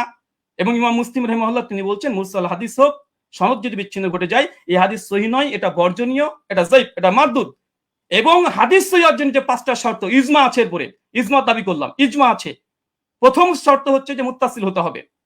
আচ্ছা, এখানে দেখেন উনি আলবানী রাহিমাহুল্লাহর এই সুলাইমান আর তাউসের একটা রিওয়ায়াত নিয়ে এসে বলছেন যে আলবানী দেখো তোমাদের ঘরে আলবানী একটা মুরসাল হাদিসকে হুজ্জাত গ্রহণ করে নিয়েছে। আমি একই ট্রিট ফর ট্যাট দিয়ে দিলাম উস্তাদজিকে, যে দেখেন আপনাদের দলিল নামাজের মাসাল বইয়ে আহলে হাদিসদের একটা দলিল খণ্ডন করতে গিয়ে এখানে মৌলানা আব্দুল মালিক সাহেব, আব্দুল মতিন সাহেব এবং তামহিদুল মাওলা সাহেব আরো 4 জন বড় বড় বিজ্ঞ ওলামা, তারা কি বলছে, এই হিসাবে সুলাইমান ও তাউসের মাঝে আরেকটি বিচ্ছিন্নতা সৃষ্টি হয়েছে, মানে সূত্র বিচ্ছিন্ন হয়েছে, যার কারণে হাদিসটা হাসান মানে সহি তদুর কিবা হাসান হওয়া দুষ্কর হয়ে পড়েছে। এটা আমাদের দেওবন্দি বাংলাদেশি ওলামা মাশায়েখ যারা আছেন, বিশেষ করে কওমি ঘরানার, তাদের যারা লিখেছে ওটা একদম সকলে মাথার ওপরে তারা। তা আলবানি যেমন দলিল দিয়েছিল, আমি পাল্টা একটা দলিল দিয়ে দিলাম। আচ্ছা, এই হচ্ছে। আচ্ছা, এখানে আরেকটা দলিল তিনি যেহেতু ইয়াহি সাইদ আল আনসারি থেকে একটা হাদিস মাত্র দিয়েছে, তবে বিন বাজ রাহিমাহুল্লাহ ফতোয়া পড়তে গিয়ে তিনি আরেকটা রিওয়ায়াত পেশ করেছেন, সেটা হচ্ছে ইয়াজিদ বিন রোমান থেকে। দেখেন 2 নম্বর যে দলিলটা দিয়েছে একই অবস্থা, ইয়াজিদ বিন রোমানের দলিলটাও এটাও ইনকেতা, সনদ বিচ্ছিন্ন হয়েছে। এবং আমার চ্যালেঞ্জ ছিল উস্তাদজিকে, বা আমার অনুরোধ ছিল যে উস্তাদজি এমন একটা দলিল পেশ করবেন যার মধ্যে কোনো বিচ্ছিন্নতা ঘটেনি, কোনো ইরসাল হয়নি, এবং এমন একটা হাদিস পেশ করলেন যে হাদিসে কাকে যে আদেশ করা হয়েছে তার নাম উল্লেখ নেই, অথচ মুয়াত্তা মালিক আলহামদুলিল্লাহ সনদের মধ্যে কোনো ইরসাল নেই, ইনকেতা ঘটেনি, সনদের মধ্যে কোনো রাবির উপরে জাররা পরিমাণে কোনো জারা নেই, সনদে কোন ব্যক্তিকে কোন সাহাবী ওমর বিন খাত্তাব 8 টাকা তারাবির আদেশ করেছে সেটাও মজুদ আছে আলহামদুলিল্লাহ। কিন্তু আমাদের উস্তাদজি 15 মিনিট সময় নিয়ে তিনি মাত্র একটা দলিল পেশ করেছেন, বিন বাজের ফতোয়াতে এই ইয়াজিদ বিন রোমানের এর অর্থে চলে এসেছে। এটাই একই অবস্থা। কি বলছেন দেখেন, দৈশ নামাজের মাসালাতেই বলছে, কি বলছে, এটিও একজন তাবিজ সাক্ষ্য, মুহাদ্দিসগণের পরিভাষা অনুযায়ী বা এটাকে মুনকাতি মুরসাল বলা হয়, কারণ ইয়াজিদ ইবনে রোমান হযরত ওমরের যুগ পাননি, একই সমস্যা, এটাকে যঈফ বলা উচিত নয়। তারপরে মাসলাকে আহনাফের নিকটে যেহেতু মুরসাল হাদিস হুজ্জাত, যঈফ হাদিস হুজ্জাত, ফজিলতের ক্ষেত্রে যঈফ হাদিস হুজ্জাত, তার মানে এখান থেকে বোঝা গেল যে আহলে হাদিসরা যে দলিল পেশ করেছে আলহামদুলিল্লাহ এর মধ্যে কোনো বিচ্ছিন্নতা নেই। আমাদের হানাফি ভাইদের পক্ষ থেকে যে দলিলটা আমরা পেয়েছি প্রথম পর্বেই, কারণ প্রথম দলিল মানে মজবুত দলিল দেয় মানুষ, প্রথম যেটা দেয় সেটা মজবুতই দেয়, কিন্তু দুর্ভাগ্য সনদের মধ্যে বিচ্ছিন্নতা ঘটে গেছে, সনদের মধ্যে ইনকেতা ঘটে গেছে, মাকড়সার জালের মতো দুর্বল একটা সনদ দিয়ে এটাকে আজকে দাবি হিসাবে দলিল পেশ করা, ওস্তাদজির কাছে আমি বিষয়টা একটু কেমন ভাবে মনে হচ্ছে, যেটা কেমন ঘটে গেল, যে প্রথম সনদেই এরকম একটা ঘটনা ঘটে যাবে। আচ্ছা, 2 নম্বর, আমার উস্তাদজি জাস্ট 2টো দলিলই পেশ করেছে তার প্রেজেন্টেশনে, 2টো দলিল এখানে আমি খণ্ডন করেছি। তাছাড়া তিনি আদার্স যে কথা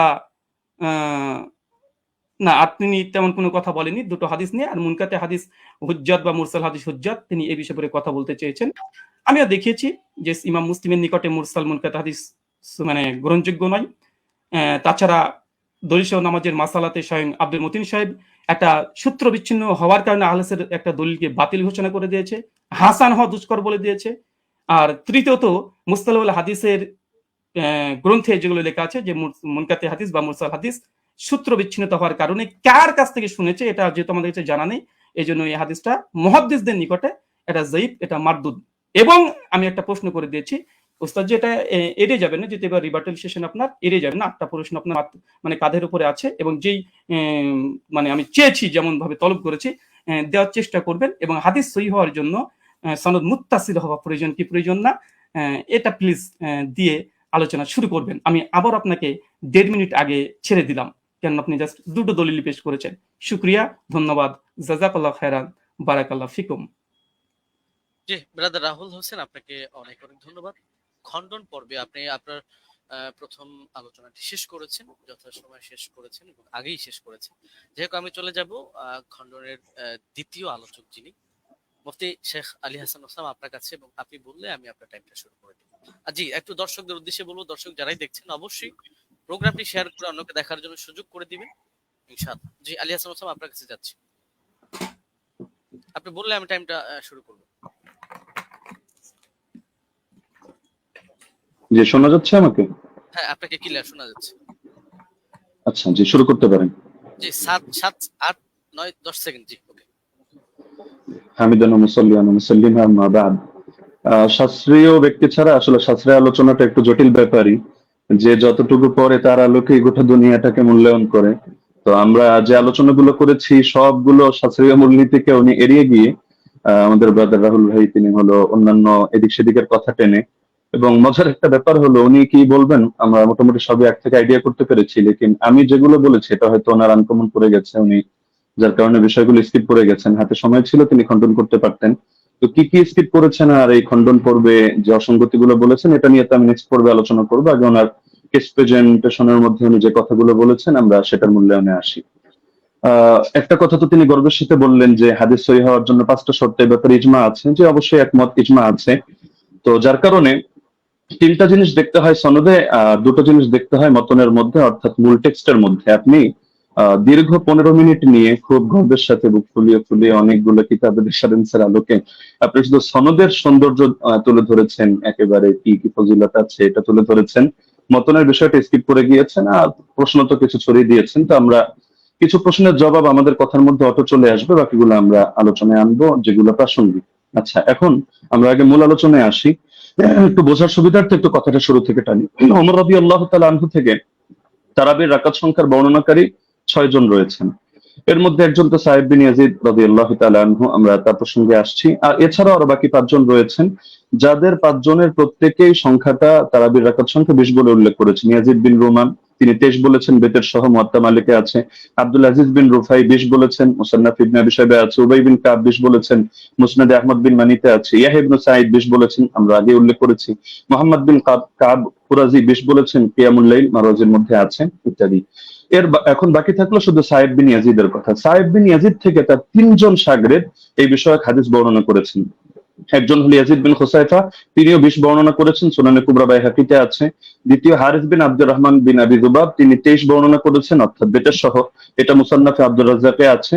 আর 3 নম্বর হলো মোহাম্মদ বিন ইউসুফ, যে সূত্রটা টেনে তিনি গর্বের সাথে বলেছেন যে একমাত্র আমরা একটা দলিল দিলাম, বাকি দলিলগুলো আমরা পরে আনবো। বাস্তব কথা হলো ওমর রাদিয়াল্লাহু আনহু 11 আদেশ করেছেন এই মর্মে, অন্য কোনো বিশুদ্ধ দলিল তিনি আদৌ আনতে পারবেন কিনা এটাই চিন্তার বিষয়। তো এখন যে মোহাম্মদ বিন ইউসুফ সূত্রে তিনি আনলেন, সেই মোহাম্মদ বিন ইউসুফ থেকে এই সংক্রান্ত হাদিসটা বর্ণনা করেছেন 5 জন। এখন 5 জনের মধ্যে রেওয়ায়েতে কারোর সাথে কারোর মিল নেই, এক একজন এক একভাবে রেওয়ায়েত করেছেন। এর মধ্যে সবচেয়ে মজার বিষয় হলো তিনি যে সনদটা এনেছেন, এখানে তো ইমাম মালিক রহমতুল্লাহ আলী তার সূত্রে বয়ান করেছেন 11 রাকাত। এরকম আরো 2-1টা বর্ণনা আছে, কিন্তু দেখা যাচ্ছে মোহাম্মদ বিন ইসহাক রহমতুল্লাহ আলী তিনি বর্ণনা করেছেন এই মোহাম্মদ বিন ইউসুফ থেকে 13 রাকাতের কথা, যেটা মুসনাদে আহমদ বিন মানিতে আছে। এছাড়া দাউদ বিন কায়েস রহমতুল্লাহ আলী তিনি এবং আরো অনেকে 21 রাকাতের কথা বর্ণনা করেছেন, যেটা মুসান্নাফে আব্দুর রাজ্জাকে বিশুদ্ধ সনদে আছে। যদি এটা সনদ নিয়ে চ্যালেঞ্জ করেন আমরা তাহলে সনদের আলোচনায় আসবো। তো দেখা যাচ্ছে মতনের মধ্যে মিল নেই, মতনের মধ্যে এখানে সমস্যা বিদ্যমান। সব শাগরেদরা বলছে একভাবে, কিন্তু মোহাম্মদ বিন ইউসুফ থেকে এসে দেখা যাচ্ছে যে এখানে সনদের মধ্যে যদিও যারা বয়ান করেছেন সনদের বিশুদ্ধতা আছে, এটা নিয়ে আমি আপত্তি করছি না, কিন্তু হাদিস সহিহ হওয়ার জন্য যদি 5টা শর্ত, শুধু সনদ ঠিক থাকলেই হবে না। এমন বহুত হাদিস আছে সনদ সুন্দর, কিন্তু তার ইসের মধ্যে মতনের মধ্যে সমস্যা আছে। তো এখানে মতনের মধ্যে যে ঝামেলাটা হয়েছে এটাকে ইস্তেরাব বলে। ইস্তেরাব মানে হলো যে কোথায় 21 রাকাতের কথা আর কোথায় হলো 11 রাকাতের কথা, আবার কোথায় 13 রাকাতের কথা। যদিও 13 নিয়ে একটা ব্যাখ্যা ওনারা দাঁড় করানোর চেষ্টা করেন ধারণা প্রসূত ভাবে, তো সেটা আপাতত বাদই দিলাম। তো 21 রাকাত আর 11 রাকাত সম্পূর্ণ ভিন্ন কথা, কিন্তু মূল বর্ণনাকারী একজন। তো এখন হাদিসের মধ্যে যদি ইস্তেরাব পয়দা হয় তাহলে হাদিসটা দুর্বল হয়ে যায়। এটা তাদরিবুর রাওয়ি বিশরহ তাকরিবুন নববী পৃষ্ঠা 133 এর মধ্যে স্পষ্টভাবে লেখা আছে, ইস্তেরাব ইউজিবু বাফাল হাদিস। তাহলে স্পষ্ট এটা যে এখানে বর্ণনাকারী যারা রয়েছেন তারা যদিও সহিহ মানের, কিন্তু মতনের মধ্যে মুস্তারিব ইস্তেরাব থাকার কারণে হাদিসটা গর্বের সাথে যদিও সহিহ বলার চেষ্টা করছেন, কিন্তু হাদিসটা মতনগত কারণে এটা সহিহ না, বরং এটা যায়িফ হাদিস। এটা হেলাউ সুনানের মধ্যে 7ম খন্ড 145 146 স্পষ্টভাবে লম্বা চওড়া আলাপ আছে। শেখ জাফর আহমদ উসমানী রহমতুল্লাহ আলী লিখেছেন, হাদা আসারুন মুস্তারিবুল মাতনি উখতুলিফা ফীহি আলা মুহাম্মদ ইবনে ইউসুফ। বলতে বলতে তিনি গিয়ে শেষে জানাচ্ছেন, ওয়াহাদা ইখতিলাফুন ইউসকিতুল ইহতিজাজ বিল আসার। এই জাতীয় ইখতিলাফ থাকলে এটা আসর দিয়ে আর দলিল দেওয়া যায় না, এটা দলিল অযোগ্য হয়ে যায়। তো এখানে ভুলটা কে করেছেন? ভুলটা মূলত ইমাম মালিকও করেননি, ইয়াহইয়া ইবনে সাঈদ ফাত্তানও করেননি। ভুলটা হয়েছে এখানে, অসঙ্গতিটা প্রকাশ পেয়েছে মোহাম্মদ বিন ইউসুফ থেকে। যদিও তিনি উচ্চ পর্যায়ের রাবী, কোনো সন্দেহ নেই, কিন্তু এক এক সময় তিনি এক এক ভাবে বয়ান করেছেন। তো যার কারণে জিনিসটা এটা দুর্বলের প্রমাণিত হয়ে গিয়েছে। আচ্ছা, দ্বিতীয় পয়েন্ট হলো যে হাদিসের বর্ণনাকারী যারা, তাদের আমলই তো এর খেলাফ। ইমাম মালিক রহমতুল্লাহ এর আমল দেখা যাচ্ছে যে তিনি 8 রাকাতের পক্ষে না। সাহেব বিন ইয়াজিদ তার আমলও এর খেলাফ। একইভাবে যাকে আদেশ করেছেন বলে তিনি উল্লেখ করলেন যে দুজনের নামের মধ্যে উবাই বিন কাব রয়েছে, উবাই বিন কাবের ব্যাপারেও আছে যে না, তার আমলের খেলাফ। ইমাম মালিক রহমতুল্লাহ আলী প্রসঙ্গে লম্বচড় আলোচনা করা যাবে তার মাযহাবের সরাসরি তার শাগিরদের রেফারেন্স দিয়ে। এবং এর বাইরে যে মতগুলো প্রচারিত আছে, মূলত আমি সহজে বলে দিই যে তার থেকে দুইটা মত আছে, এক হলো বিশ্বাগাতের কথা, এক হলো 36 রাগাতের কথা। বিশ্বাগাতের কথা ইমাম ইবনে আব্দুল বার রহমতুল্লাহ আলী নকল করেছেন, এবং তার মাযহাবের কোন কোন কিতাব যেমন দুসুকের মধ্যে, আনোয়ারের সাথে আর মধ্যে এটা আছে। বাকি 36 রাগাতের কথাটাই তার থেকে সবচেয়ে বেশি প্রসিদ্ধ এবং মুতাবার। তাহলে দেখা যাচ্ছে যে তার আমলের ব্যতিক্রম। এটা বিদায়াতুল মুস্তাহিদ 1 নম্বর খণ্ড 214 নম্বর পৃষ্ঠা উদাহরণ হিসেবে দেখা যেতে পারে। আরো প্রচুর রেফারেন্স আছে, প্রয়োজন হলে আমরা দেব। আচ্ছা, দ্বিতীয়ত হলো সাইদ বিন ইয়াজিদের আমল যে খেলাফ, এটা হলো বাইহাকি মারিফাতুস সুনান ওয়াল আসার কিতাবে 4th খণ্ড 42 নম্বর পৃষ্ঠা 5409 নম্বর রিওয়ায়াতে আছে। عن سعيد بن يزيد قال كنا نقوم في زمان عمر بن الخطاب ب20 ركعة والوتر। আমরা ওমরের জামানায় 20 রাকাত তারাবি পড়তাম এবং আমরা বিতর নামাজ আদায় করতাম। তাহলে দেখা যাচ্ছে তার আমলও এর খেলাফ। একইভাবে যাকে আদেশ করলেন সে উবাই বিন কাবের আমলও ছিল এর খেলাফ। এটা আল হাদিসুল মুখতারা জিয়া মাকদিসির গ্রন্থ 1161 নম্বর রিওয়ায়াত, সেখানে স্পষ্ট আছে আন উবাই ইবনে কাব আন্না উমারা আমারা উবাইয়ান আন ইউসাল্লিয়া বিন নাস ফি রমাদান। এই হাদিসের শেষে গিয়ে স্পষ্ট আছে ফাসাল্লা বিহিম 20 রাকাতান, তিনি মানুষদেরকে নিয়ে 20 রাকাত নামাজ আদায় করলেন। তাহলে এটা তো সম্ভব না, খলিফা তাকে আদেশ দিবে একটা আর তিনি খলিফার আদেশ লঙ্ঘন করে করবেন আরেকটা। তার মানে খলিফার আদেশই ছিল 20 রাকাত। তবে এটা মোহাম্মদ বিন ইউসুফ বলতে গিয়ে একাধিক জায়গায় এক এক রকম বলেছেন, এক জায়গায় তার থেকে কখনো 11 রাকাতের কথা এসেছে।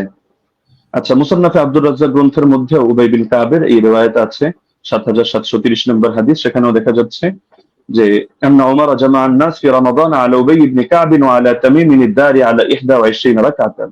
ওমর রাদিয়াল্লাহু আনহু উবাই বিন কাব এবং তামিম দারিকে মানুষকে নামাজ পড়ানোর দায়িত্ব দিয়েছেন 11 রাকাত 21 রাকাত। তাহলে এখানেও দেখা যাচ্ছে যে দাবিগুলো মিলছে না। তো এই জিনিসটা ব্রাদার রাহুল মানুক বা না মানুক ইমাম ইবনে তাইমিয়া রাহিমাহুল্লাহ মেনে নিয়েছেন। ثبت أن أبي بن كعب كان يقوم بالناس 20 ركعة في قيام رمضان ويوتر بثلاث। এটা প্রমাণিত যে উবাই বিন কাব রাদিয়াল্লাহু আনহু তিনি মানুষদেরকে নিয়ে রমাদানুল মুবারকের তারাবিতে 20 রাকাত নামাজ পড়তেন এবং 3 রাকাত বিতর আদায় করতেন। তাহলে ইমাম ইবনে তাইমিয়া রাহিমাহুল্লাহর বক্তব্য দ্বারা স্পষ্ট হয়ে যাচ্ছে। তো একটা মূলনীতি হলো, যদি বর্ণনাকারীর আমল তার বর্ণনার খেলাফ হয় তাহলে এর দ্বারা বোঝা যায় যে বর্ণনাটি আসলে এতে দুর্বলতা রয়ে গিয়েছে। আমলুর রাওয়ি আও ফাতওয়াহু বিখিলাফিল হাদিস আল্লাযী রাওয়াহু ইসকিতুল ইহতিজাজ বিল হাদিস। এটা আমরা যেহেতু সময় কম, আমরা শুধু রেফারেন্স গুলো দিয়ে দিচ্ছি, আপনারা ক্রস চেক দিয়ে নিতে পারেন। কাশফুল আসরার 3 নম্বর খণ্ড 63 পৃষ্ঠা, উসুলুস সারাফসি 2 নম্বর খণ্ড 5 নম্বর পৃষ্ঠা, আল কাফি 3 নম্বর খণ্ড 1354 পৃষ্ঠা, আল ফুসুল ফিল উসুল 3 নম্বর খণ্ড 203 নম্বর পৃষ্ঠা, আত তাকরীর ওয়া তাহদীব 2 নম্বর খণ্ড 266 পৃষ্ঠা, আত তাওবীহ 2 নম্বর খণ্ড 25 নম্বর পৃষ্ঠা, ফাওয়াতিহুর রাহমুদ 2 163, কাওয়াইদ ফি উলুমিল হাদিস 202 নম্বর পৃষ্ঠা, শারহুল মানাব 661, আল বাহরুল মুহিত 3 নম্বর খণ্ড 246 পৃষ্ঠা, আল ইহকাম বিল আমিদি 2 নম্বর খণ্ড 165 নম্বর পৃষ্ঠা। এমনকি গায়রে মুকাল্লিদ আলেম শেখ ইব্রাহিম শিয়ালকোটি রাহিমাহুল্লাহ তিনিও এটা স্পষ্ট স্বীকার করেছেন ইনারাতুল মাসাবি গ্রন্থে, যেটা তারাবি শীর্ষক 29 नंबर पृष्ठ। अगर रावी का अमल उसकी रिवायत के खिलाफ हो तो उसकी रिवायत काबिल अमल ना होगी। स्पष्ट কথা। 3 নম্বর পয়েন্ট হলো বিশ্বরাকাত তারাবির বিষয়টা তো উম্মতের তাআমুল, উম্মতের ঐকমত্যের দ্বারা প্রমাণিত। সুতরাং যদি আমরা তর্কের খাতিরে, এটা তো আমরা দেখালাম যে আসলে ওনার মতনের সমস্যার কারণে ওনার হাদিসটা যতই মুয়াত্তা মালিক বলুক আর যে কিতাবের নামই বলুক, কিন্তু মুয়াত্তা মালিক হওয়ার মানে তো এটা না যে প্রতিটা হাদিসের কোনো জায়গায় কোনো ধরনের কোনো অসঙ্গতি নেই, কোথাও কোনো মতনের মধ্যে ইস্তেরাব নেই, এমন কথা কেউ দাবি করার সুযোগও নেই। তো যদি কেউ দাবি করেও থাকে যে তিনি একসময় 11 রাকাত আদেশ করেছিলেন তর্কের খাতিরে মানলেও, তাহলে ইমামরা ব্যাখ্যা দিয়ে গিয়েছেন। যেমন ইমাম ইবনে আব্দুল বার মালিক রাহমাতুল্লাহ আলাইহি ব্যাখ্যা দিয়েছেন যে এটা মানসুখ। শুরুতে হয়তো তিনি 11 রাকাতের দিয়েছিলেন, এরপর তিনি 21 রাকাতের কথা বলেছেন। এটা আল ইস্তিযকার 2 নম্বর খণ্ড 68 নম্বর পৃষ্ঠায় আছে। একইভাবে ইমাম বাজি রাহিমাহুল্লাহ তার মন্তব্য একই, আল মুনতাকা 2 নম্বর খণ্ড 208 নম্বর পৃষ্ঠা। ইমাম আদাউই, ইমাম ইবনে হাবিব তারাও বলে গিয়েছেন, যেটা হাশিয়াতুল আদাউই আলা কিফায়াতুত তালিব 1 নম্বর খণ্ড 353 নম্বর পৃষ্ঠার মধ্যে বিদ্যমান আছে। মজার বিষয় হলো এই কারণেই ব্রাদার রাহুল যে মত পোষণ করুক না কেন, 4 মাযহাবের কেউই 8 রাকাত সুন্নাত হওয়ার ফতোয়া প্রদান করেননি। তো যার কারণে 4 মাযহাবের 4 ইমাম যখন আপনারা 20 রাকাতের মতামত দিচ্ছেন, বিশেষ করে ইমাম মালিক থেকে 2টা মত আছে, 20 আছে, 36 আছে, লেকিন এটা তো স্পষ্ট 8 এর কথা কেউ বলছেন না।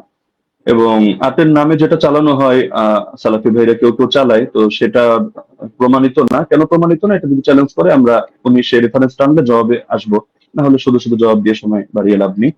তো মূলনীতি হলো ইমাম ইবনে রাজব হাম্বলি রাহমাতুল্লাহ আলাইহি লিখেছেন ফাদলুল ইলমি সালাফ আলা ইলমিল খালাফ পৃষ্ঠা 83 এর মধ্যে فأما ما اتفق على تركه فلا يجوز العمل به لأنهم ما تركوه إلا على علم أنه لا يعمل به।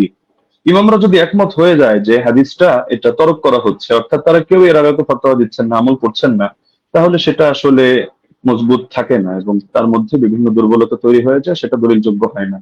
কারণ এটাকেও সাদ বলে। সাদ কখনো সনদের দ্বারাও হয়, কখনো মতনের দ্বারাও হয়। তিনি তার কিতাব শারহুল আলী তিরমিজির মধ্যে 2 নম্বর খণ্ড 624 নম্বর পৃষ্ঠা, এই কিতাবগুলোর নাম তো অবশ্যই ব্রাদার রাহুল শোনার কথা, এই পৃষ্ঠাগুলো পড়েছেন কিনা আমি জানি না, না হলে আপনি প্রয়োজনে এগুলো চেক দিয়ে আপনি মন্তব্য করতে পারেন। যে তিনি লিখেছেন ওমা হুয়া শাযুল মাতনি কাল আহাদিস আল্লাতী সাহহাতিল আহাদিস বিখিলাফিহা ওয়া আজমাআত আইম্মাতুল উলামা আলাল কওলি বিগাইরিহা। যে হাদিসের ক্ষেত্রে দেখা যাচ্ছে যে উম্মতের আলেমদের মধ্যেও যারা ইমাম তারা এর বিপরীত ফতোয়া দিচ্ছেন, সেই ক্ষেত্রে সেই হাদিসের মতনকে শায হিসাবে বিবেচনা করা হয়। অর্থাৎ শায যদি কোনো হাদিসের মতনকে বলা হয় তাও সেটা সহিহ থাকে না। তাহলে দেখা যাচ্ছে যে যদি উনি পয়েন্ট বলেছেন অনেকগুলো এবং গর্বের সাথে বলেছেন, কিন্তু সবগুলো মিলে উনি সনদের আলোচনায় সীমাবদ্ধ থেকেছেন, মতনের আলোচনায় আসেননি। আমরা মতন থেকে কয়েকটা পয়েন্ট দেখালাম, আরো অনেক পয়েন্ট দেখানো সম্ভব, যে উনি যে হাদিসটা দেখিয়েছেন এটা মুস্তারিদ একটা হাদিস। আচ্ছা, এখন প্রাসঙ্গিকভাবে কয়েকটা আলোচনা করে ফেলি যেহেতু হালকা সময় বাকি আছে। তিনি মুরসাল না মুনকাতি এটা নিয়ে একটু জ্ঞান দেওয়ার চেষ্টা করেছেন, যে এটাকে আমি কেন মুরসাল বললাম, মুনকাতি বলা উচিত ছিল। আসলে কোন জায়গায় কোন শব্দ ব্যবহার হবে এটা পরিভাষাগুলো একটু বিস্তরভাবে পড়া লাগে। শুধু একটা তাইসির মুস্তালাহিল হাদিস পড়েই ইমাম আর ফকি হয়ে গেলে তো মুশকিল ব্যাপার। যেমন আমি আপনাকে প্রসিদ্ধ কিতাব যেটা আপনারা পড়েন নুকাত আলা মুকাদ্দিমাত ইবনে সালাহ 1 নম্বর খণ্ড 447 পৃষ্ঠা দেখবেন। একইভাবে আল ইবহাজ 2 নম্বর খণ্ড 339 পৃষ্ঠা দেখবেন। এবং শারহে মুসলিমের মধ্যে নববীও বলেছেন যে আম্মাল মুরসাল فهو عند الفقهاء والأصوليين والخطيب البغدادي وجماعة من المحدثين من قطع إسناده على أي وجه كان انقطاعه فهو عندهم بمعنى المنقطع। ফকিহদের দৃষ্টিতে, উসুলিয়িনদের দৃষ্টিতে, খতিবে বাগদাদের দৃষ্টিতে এবং একদল মুহাদ্দিসদের দৃষ্টিতে মুরসালের সংজ্ঞা হলো যে সনদের মধ্যে যেভাবেই বিচ্ছিন্নতা হোক না কেন, ইনকাতা যেভাবেই হোক না কেন, এটা মাঝেই হোক আর শেষেই হোক, রাসূলের আগেই হোক আর সাহাবীর আগেই হোক, বাস সেটাকেই তারা মুনকাতি হিসেবে বলে থাকেন। তো এটা একটা তাদের ইসতিলাহগত বিষয়। তো সুতরাং এই জিনিসটা মানে মুরসাল বলা উচিত ছিল না, মুনকাতি বলা দরকার ছিল, বিষয়টা এমন না।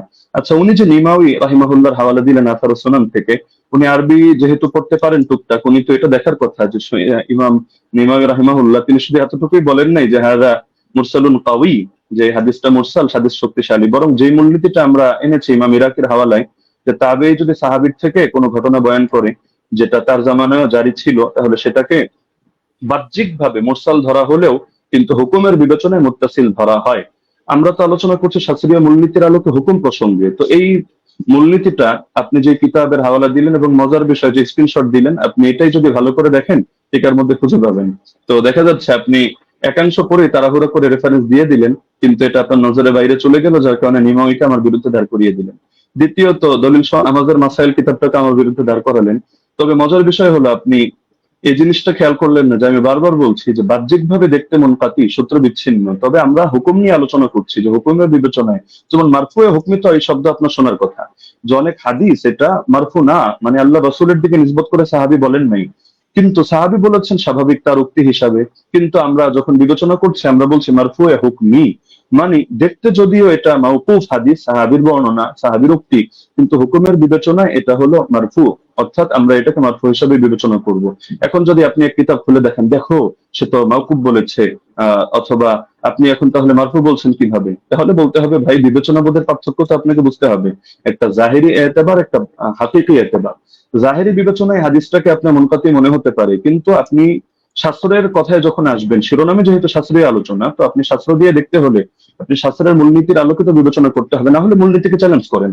আপনি অমুক কিতাবে এটা আছে, তমুক কিতাবে এটা আছে, শুধু এতটুকু বললে যথেষ্ট না, আপনাকে মাথায় রাখতে হবে একটা শাস্ত্র পরিগণিত হয় টোটাল পুরো বিষয়টাকে সামনে রেখে। কোরআনের এক আয়াত আর এক আয়াতের তাফসীর হয়, না হলে আপনি এক আয়াত দিয়ে মতকেও বৈধ করে দিতে পারবেন, আর এক আয়াত দিয়ে জিহাদকেও নিষিদ্ধ করে সব জায়গায় সবরের আদেশ দিতে পারবেন, কিন্তু পুরো সামগ্রিক ভান্ডারকে, শাস্ত্রকে সামনে রেখে আপনার সিদ্ধান্তে আসতে হবে। এই জিনিসটা যদি না বোঝেন তাহলে শুধু আবেগী কিছু কথা বলবেন বা একটু ইমোশনাল কিছু লেকচার হবে, লেকিন এর দ্বারা শাস্ত্রীয় কোনো কথা হবে না। তো যেহেতু সারা দেশ এটা দেখছে এবং আলেম ওলামা, তালিবুল ইলম সবাই মূল্যায়ন করছে, সুতরাং আমার অনুরোধ থাকবে নেক্সট পর্বে আপনি শাস্ত্রীয় আলোকে এই মূলনীতিগুলো চ্যালেঞ্জ করেন। ধন্যবাদ, জাযাকাল্লাহ। আমি কারেক্ট টাইম শেষ করলাম। মোহতরম আলী হাসান ওসামা, আপনাকে অনেক অনেক ধন্যবাদ। আমি আরেকটি জিনিস আপনাদেরকে মনে করিয়ে দিতে চাই যে আপনাদের জন্য আমাদের পক্ষ থেকে 2 মিনিট সময় ছিল বা আছে। আরেকটি খণ্ডন পর্ব আছে, আপনারা চাইলে 2 মিনিট আপনারা ব্যবহার করতে পারেন। আমি দ্বিতীয় খণ্ডন পর্বটি যাচ্ছি এবং এই খণ্ডন পর্বর পরেই আমাদের আর কোনো খণ্ডন পর্ব থাকছে না, এটাই লাস্ট। আমি প্রথমে চলে যাব ব্রাদার রাহুল হোসেন আপনার কাছে, এবং আপনি বললে আমি টাইপটা শুরু করে দেব। একটা স্লাইড পাঠিয়েছি, স্লাইড 8 লেখা আছে, 8 লেখা আছে, দেখেন। জি, পেয়েছি। জি, স্ক্রিনে নিয়ে আসতে হবে। আচ্ছা, সময় স্টার্ট নাও। জি। সো বিসমিল্লাহ। সম্মানিত দর্শক মন্ডলী, উস্তাদজি যেটা শেষ করেছেন সেটা দিয়ে শুরু করবো। উনি বললেন যে পারলে ওসুলকে চ্যালেঞ্জ করতে। আমি চ্যালেঞ্জ করে দিয়েছি। উস্তাদজি আমার 8টা অভিযোগের 2টা পয়েন্টের জবাব দেয়নি এবং বলেছিল জবাব দেবে, এবং আমি নাকি স্বাস্থ্য সম্পর্কে তেমন না জানলে এটা সমস্যা, কিন্তু কোথায় যে সমস্যা তিনি এখন পর্যন্ত বলেননি। এটা একটা কেমন হয়ে গেল। উস্তাদজিকে আবার বলে দিয়ে ওসুলকে চ্যালেঞ্জ করেছি, একটু শুনবেন। আমি আপনাকে বলেছিলাম যে হাদিস সহিহ হওয়ার জন্য ইজমাই ওসুল হচ্ছে 5খানা শর্ত লাগবে। প্রথম হচ্ছে মুত্তাসিল হওয়া, সনদের মধ্যে শক্তিশালী হওয়া, সনদের মধ্যে বিচ্ছিন্ন যেন না হয়, এবং দেখানো হয়েছে যে সনদের মধ্যে বিচ্ছিন্নতা আছে। ইয়াহি সাইদ আল কাত্তান উমর বিন খাত্তাবের যুগ পান নাই। এটা হুকমান মারফু বা আপনি যতই প্রমাণ করার চেষ্টা করেন না কেন, কোনোভাবেই এটা প্রমাণ করা সম্ভব নয় যে সনদের মধ্যে ইনকেতা ঘটেনি, যেটা আমি দেবন্দি হানাফি বেল কিতাব থেকে দেখিয়েছি। 2 নম্বর বিষয়, এখানে তিনি আমাকে যে কথাটা আবার বলতে চাইলেন সেটা হাদিস সাজ হওয়া, এবং এর সঙ্গে সঙ্গে বললেন দেখেন 8 টাকাতে তারাবি যেটা দাদা রাহুল পেশ করেছেন সেটা মুয়াত্তা মালিক থেকে, আর মুয়াত্তা মালিকের সনদের রাবিদের মধ্যে কোনো সমস্যা নেই। তবে মতন নিয়ে ব্রাদার রাহুল কোনো কথা বলেনি, অভিযোগ করে তো দেখেন, অভিযোগ করলে তো জবাব দো, আপনি তো অভিযোগটা করেননি, বরং দ্বিতীয় পর্বে এসে অনেকগুলো 1 ডজন দলিল আপনি এখানে পেশ করেছেন। এটা একটা মানে কোয়ালিটি আছে, যে শেষ পর্বে একসঙ্গে অনেকগুলো দিয়ে দিব যেন আর সময় না পাওয়া যায়, এটা আমরাও বুঝি। চলেন আপনার সেটার জবাব দিয়ে দিই। উনি বললেন যে মোহাম্মদ বিন ইউসুফ থেকে 3 জন, সাইদ বিন ইয়াজিদ থেকে টোটাল 6 জন হাদিস বর্ণনা করেছে তারাবি 20 রাকাতের টোটাল তারাবি রাকাত সংখ্যার উপরে। তার মধ্যে মোহাম্মদ বিন ইউসুফ একজন, যিনি 3 জন হাদিস বর্ণনা করেছে মোহাম্মদ বিন ইউসুফ থেকে।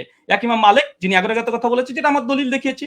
উনি বলেন মোহাম্মদ বিন ইবনে ইসহাক উনি 13 রাকাত, আর দাউদ বিন কায়েস তিনি 21 রাকাত। অতএব এখানে ইজতিরাব ঘটেছে।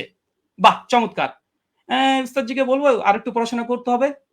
শুধু মোহাম্মদ বিন ইউসুফ থেকে মাত্র 3 জন নয়, টোটাল ব্যবহার করেছে 8 জন হাদিস। আপনার সামনে স্ক্রিন দেখতে পাচ্ছেন। ইয়াহিয়া সাইদ আল কাত্তানের মতো মুহাদ্দিস আপনি যার কথা বলেন উনিও ব্যবহার করেছেন। উনি মোহাম্মদ বিন ইউসুফ থেকে 11 রাকাতের কথা আদেশ করেছেন, যেটা মুসনাদ ইবনে আবি শাইবাতে রিয়াত স্পষ্ট সেই সনদে প্রমাণ আছে। যদি সম্ভব হয় একটা কিলো কাল করে দেখাবেন, আমি স্ক্রিন নিয়ে আসছি। 2 ইমাম মালিক তো দেখলেন একটু আগে, ইসমাইল বিন জাফর তিনিও বর্ণনা করেছেন 4, ওসমান ইবনে যায়েদ আল লাইসি তিনিও বর্ণনা করেছেন 11 রাকাত, ইসমাইল বিন উমাইয়া তিনি 11 রাকাত, আব্দুল আজিজ বিন মুহাম্মদ তিনি 11 রাকাত। টোটাল মোহাম্মদ বিন ইউসুফের 8 জন শাগরেদ। পয়েন্ট টু বি নোটেড, ভালোভাবে দেখেন, গেম ঘুরে যাবে এখান থেকে।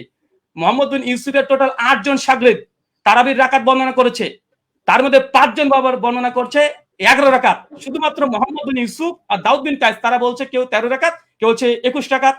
চলেন জবাব দেখেন। মোহাম্মদ বিন ইসহাক তিনি কি বলছেন, 21 রাকাত নাকি বর্ণনা করেছে। মোহাম্মদ বিন ইসহাক কে? হানাফিদের বই তাজালিয়াতে শাবদা দেওবন্দি মুনাজিরের নাকি ইসলাম তাজালিয়াত শাবদার 5ম খণ্ডের 311 পৃষ্ঠায় পরিষ্কার বলছে মোহাম্মদ বিন ইসহাক ইমাম মালিক তাকে দাজ্জাল বলেছে, কাযযাব বলেছে, মিথ্যুক বলেছে।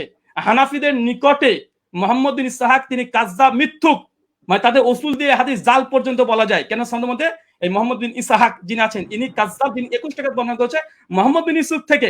তাই মোহাম্মদ বিন ইউসুফের 5 জন শাগরেদ বলছে 11 রাকাত, আর একজন কাযযাব রাবি দেওবন্দীদের দাবি অনুযায়ী তিনি বলছেন যে না 13 রাকাত। অতএব এই হাদিস সহিহ নয়, এটা হানাফিদের উসুল্লাহ প্রমাণিত। চলেন এটা যদি সন্তুষ্ট না হয়, দলিল সহ নামাজের মাসাইল 144 নম্বর পৃষ্ঠাতে মাওলানা আব্দুল মতিন সাহেব তিনিও এখানে এই 21 টাকাতে বর্ণনাকারী যিনি আছেন তার নাম মোহাম্মদ ইবনে ইসহাককে জয়ীফ এবং দুর্বল বলছে।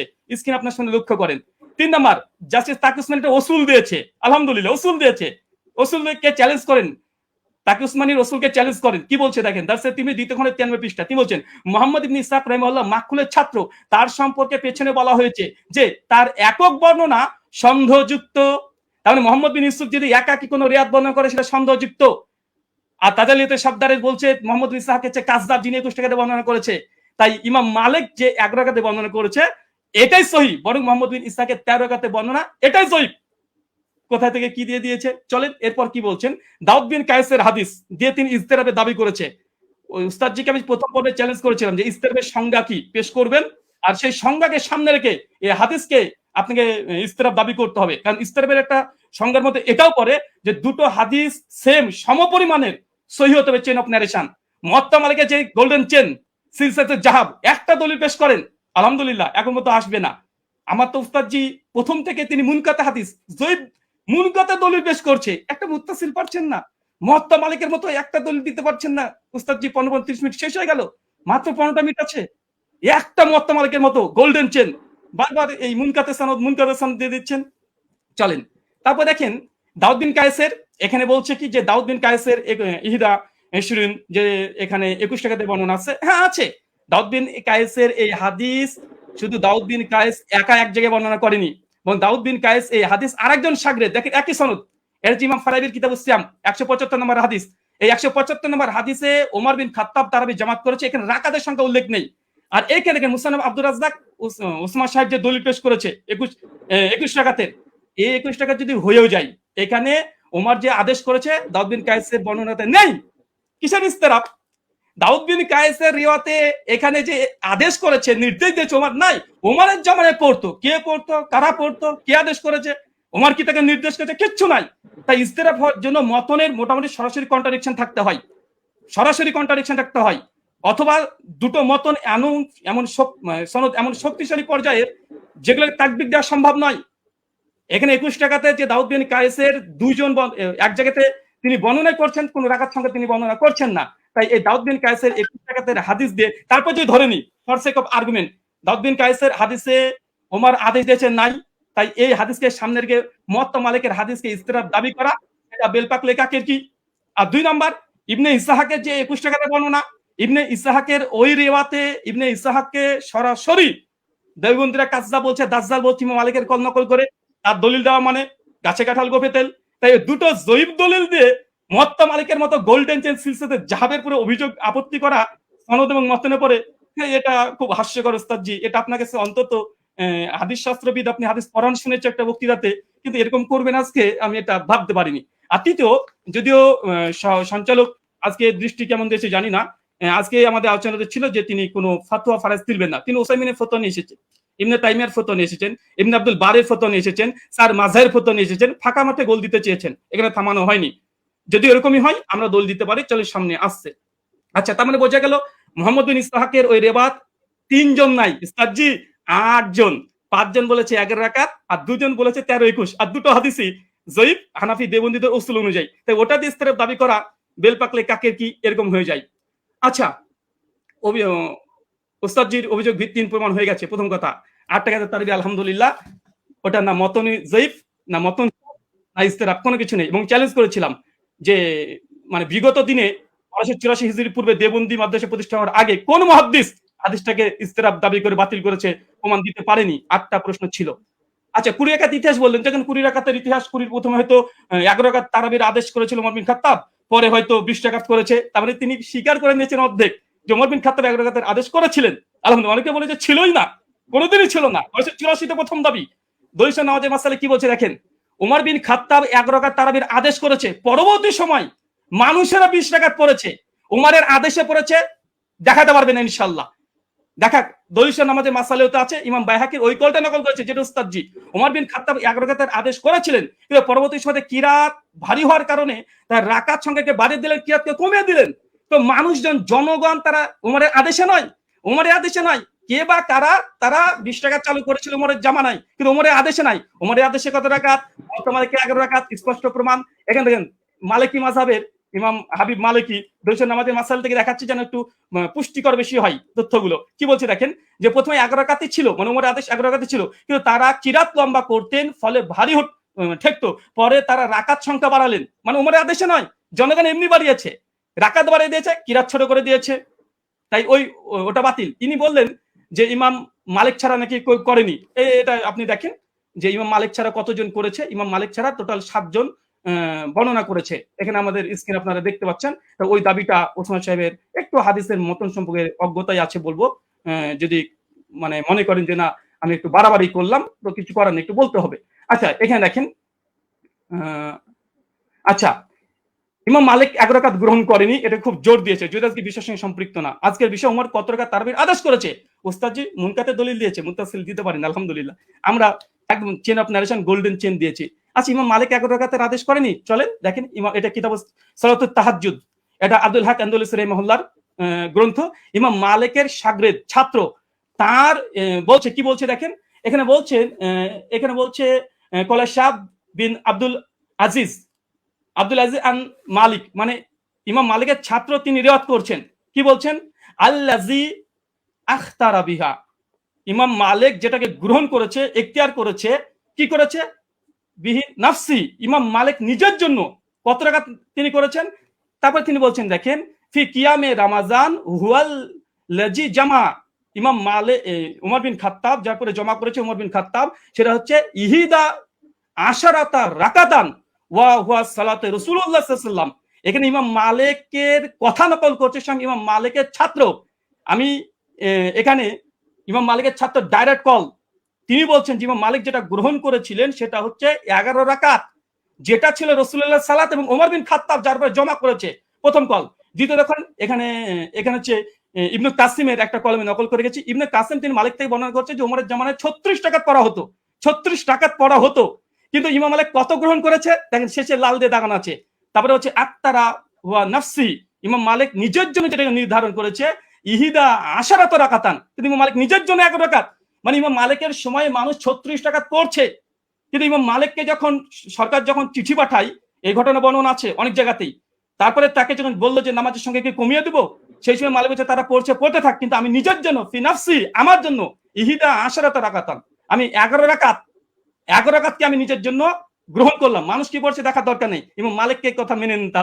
আচ্ছা, এরপরে দেখেন, আচ্ছা বদরুদ্দিন আইনি হানাফি তিনিও উমদাতুল কারি শারহ সহিহ বুখারীতে 102 নম্বরে তিনি এই কথা স্বীকার করে নিয়েছেন যে ইমাম মালিক তিনি তার নিজের জন্য 11 রাকাতকে তিনি পছন্দ করেছিলেন। তার জামানায় কে কত পড়েছিল দেখার দরকার নেই, কারণ আমাদের আজকের আলোচ্য বিষয় এটা নাই যে কার জামানায় কত রাকাত পড়েছে। যদি ওটা নিয়ে ডিবেট করতে হয়, আসেন পরে একটা সেশন রাখেন, অন্যদিন একটা সময় দেন, আবার আসবো, এটাও প্রমাণ করবেন ইনশাআল্লাহ ওমর বিন খাত্তাব জামানাতে 8 টাকা তারাবি হতো। আজকের আলোচ্য বিষয় ওসমান সাহেব ভুলে গেলে হবে না, ওমর বিন খাত্তাব কত রাকাত তারাবির আদেশ করেছেন, ওমরের জামানায় কে বা কারা কত পড়তো, কোন ইমাম কত রাকাতের ফতোয়া দিয়েছে, কে কি বলেছে, এটা নয়, হাদিস শাস্ত্রের আলোকে ওমর বিন খাত্তাব কত রাকাত আদেশ করেছে। মুওয়াত্তা মালিকের স্পষ্ট হাদিস 11 রাকাত। আপনি ইস্তেরাবের দাবি করেছিলেন, দুমড়ে মুচড়ে গেছে, আলহামদুলিল্লাহ। বরং আপনি যে দলিল দিয়েছেন সবগুলো মুনকাতে হাদিসে পেশ করেছেন, এবং আপনাকে যে চ্যালেঞ্জগুলো করা হয়েছিল, আপনাকে যে চ্যালেঞ্জগুলো করেছিলাম, সেই চ্যালেঞ্জের জবাব এখন পর্যন্ত আসেনি। যে ইয়াহিয়া সাইলাল কাত্তানের যে বর্ণনা পেশ করেছেন, কাকে আদেশ করেছে হাদিস উল্লেখ নাই। মুওয়াত্তা মালিকের হাদিস দেখেন, দুটো হাদিসকে সম্মানিত দর্শক মণ্ডলী মাইন্ড খুলে রাখেন, ফ্রেশ রাখেন, এক গ্লাস পানি খান, তারপর আলোচনা শোনেন। উনি উমারের 20 টাকা তারাবির আদেশ যে দলিল দিয়েছে, মুনকাতে সনদ বিচ্ছিন্নতা আছে, কাকে উমার আদেশ দিয়েছে সে কথা হাদিসের মধ্যে উল্লেখ নেই। আচ্ছা, আর ওমর বিন খাত্তাব মুওয়াত্তা মালিকের সবকিছু মজুদ আছে, আলহামদুলিল্লাহ। তারপরেও দেখেন কোন হাদিসটা বেশি মজবুত এবং কোনটা শক্তিশালী, কোনটা, চলেন। আচ্ছা, উনি বলছেন অধিকাংশ ওলামারা তো ইমাম তিরমিজি নকল করলেন যে অধিকাংশ আহলে ইলম তারা কত রাকাত পড়েছে, তারা 20 রাকাতের কথা বলেছে। দেখেন ইমাম তাবারি কথা নিয়ে নেন, তাহলে ইমাম তিরমিজির পাল্টা জবাব তাবারি কল দিয়ে তিনি কি বলছেন, তিনি পরিষ্কার বলছে, ইমাম তাবারি কথা আছে, কাসরি মিনাল আহলিল ইলম, অধিকাংশ ওলামারা, আহলে ইলমরা, মূর্খরা নয়, আহলে ইলমরা কি করেছে, ইহিদা আশরাতা রাকা, তারা 11 রাকাতকে পছন্দ করেছে, 11 রাকাতকে, এটা ইমাম কুরতুবীর কল মজুদ আছে। তো এরকম ফতোয়া যদি দিতে চাই, এবং আপনিও দিবেন আমিও দিব। আজকের টপিক এটা নয় যে কোন হুজুরে কত ফতোয়া দিয়েছে, জনগণ কত পড়তো, লোকজন কত পড়তো। আজকের আলোচ্য উমার কত রাকাতের আদেশ করেছে। চলেন, এখানে তিনি কয়েকটা দলিল এখানে 20 টাকাতে আবার দেওয়ার চেষ্টা করেছে, আমরা সেখানে দেখাবো। বরং আমি বলবো, আচ্ছা 20 টাকাতে তিনি হাদিস, আরো তিনি ঝরঝর করে 6খানা হাদিস দিয়ে ফেলেছেন, আমাদের 4টে মুরসাল। আমি সনদ দেখেন, পুরো হানাফিকে স্ক্রিনের মধ্যে রেখে দিয়েছি এখন এই মুহূর্তে। সাইদ বিন ইয়াজিদ থেকে আবু জুয়াবের হাদিস যায়িফ, চলেন এক ঝলক দেখে দেবো শুধু, কারণ এখানে আসলামী আছে, ইব্রাহিম বিন মুহাম্মদ বিন আবি ইয়াহিয়া আসলামী, তিনি পঞ্চম স্তরের মুদাল্লিস রাবি, এবং জেদ বলেছে এ রাবিকে স্বয়ং ইয়াহিয়া ইবনে মাইন হানাফি বলে দাবি করা হয়, তিনি স্বয়ং তাকে কাযযাব বলেছেন, লাইসা বিসিকাতিন, তিনি সিকা নয়, কাযযাব, তিনি মিথ্যুক রাবি দলিল দিয়েছে। মুস্তাদজি হতাশ হয়েছি আলী সাল্লাল্লাহু সাহেব। 2 নম্বর, আবুল আলিয়ার যে বর্ণনা পেশ করেছে, আবুল আলিয়ার বর্ণনা আবু জাফর রাজি জয়ীফ রাবি, কে বলেছে, দেখেন এখানে নাজমুল রায়ত হাফিজ জাইলি কি বলছে, বলছে আবু জাফর মুতাকাল্লিম ফি, তিনি বিতর্কিত রাবি।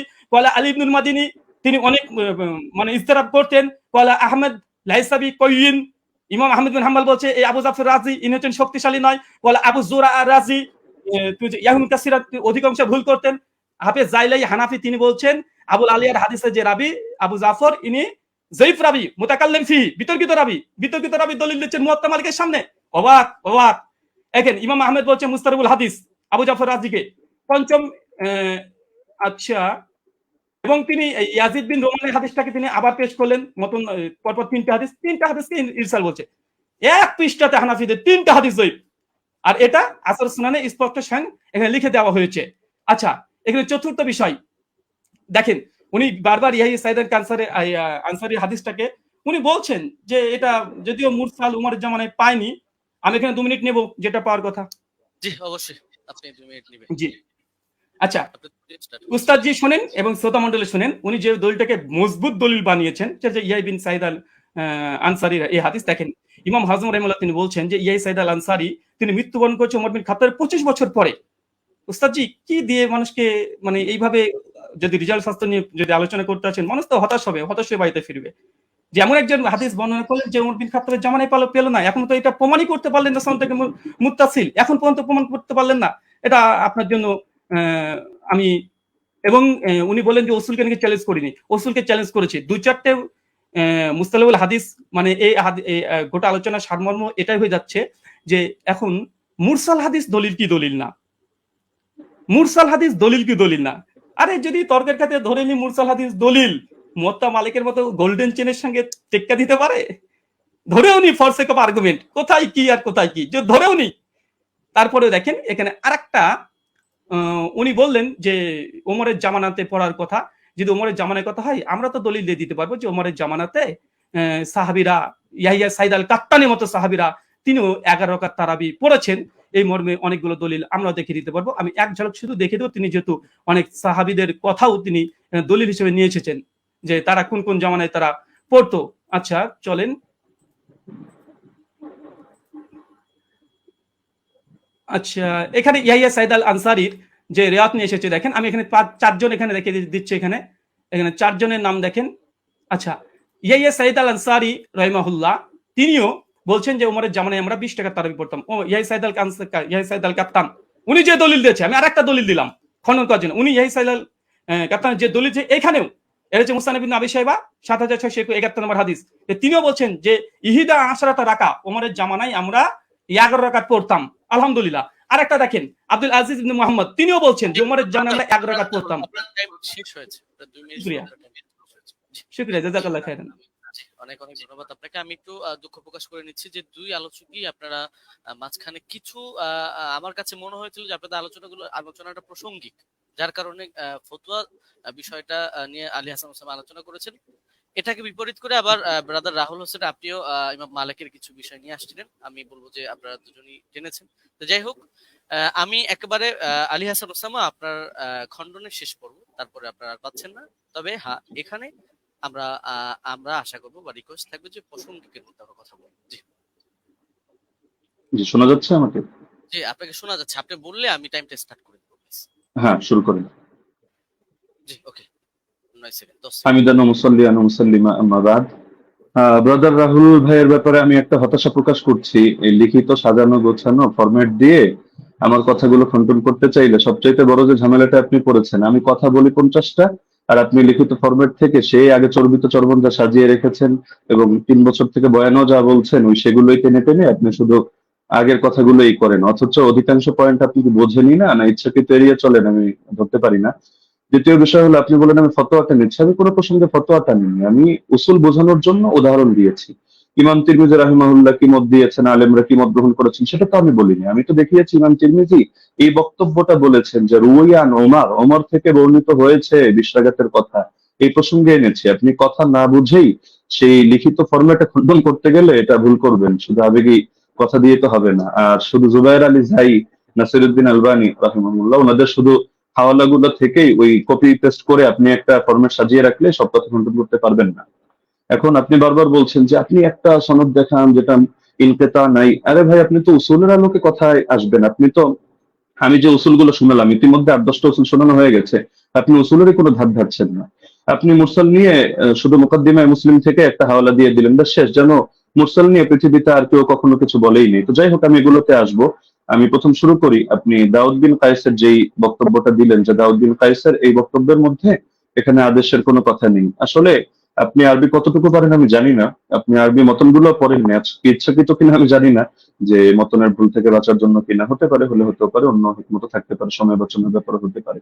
আপনি এই বাক্যটার অনুবাদটা করে দিয়েন আমাকে, যে দাউদ বিন কায়েসের রিওয়ায়াতের মধ্যে যে আছে যে আন্না উমর জামা আন-নাস ফি রমাদান আলা উবাই ইবনে কাব ওয়া আলা তামিম আদ-দারি আলা 21 রাকাতান, এই জামাআর সাথে আলা অব্যয়যোগে যখন বলা হয় জামা উমারু, ওমর মানুষকে জমা করেছেন কোন ব্যাপারে, আলা 21 রাকাতান, 21 রাকাতের ব্যাপারে, তখন এর দ্বারা কি বোঝায় যে ওমর আদেশ করেন নাই, ওমর কিছু বলে নাই, তারা নিজেদের থেকে পড়ে নিয়েছেন। এই অনুবাদটা এটা কোন ডিকশনারির আলোকে করলেন পৃথিবীতে? এটা কি মেড ইন ইন্ডিয়া না মেড ইন বাংলাদেশ? এটা আমাকে অনুগ্রহ করে আপনি দেখাবেন।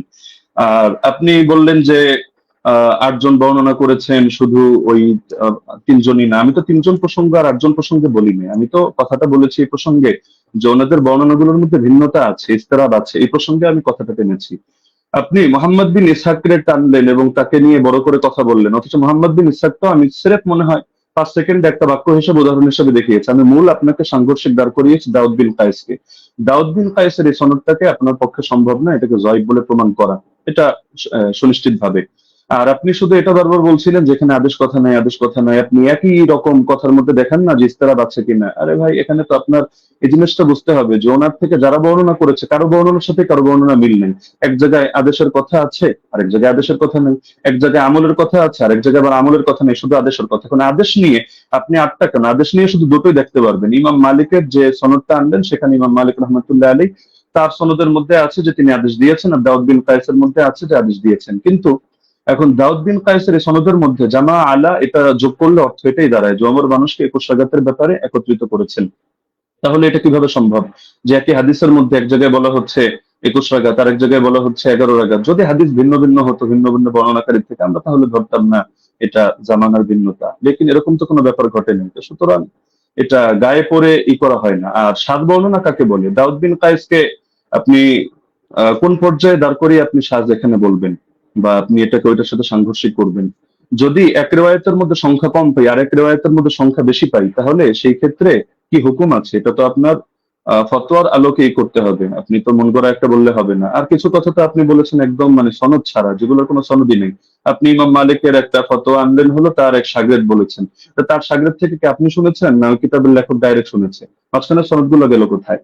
আর আপনি মাযহাব নিয়ে কথা বলতে চাইলে মাযহাবের ব্যাপারে মূলনীতিগুলো তো আপনার জানা থাকা দরকার। ধরেন মালিকি মাযহাব নিয়ে আমি 100টা মত পেলাম, তাহলে আমি কোন মতটা চূড়ান্ত ধরবো?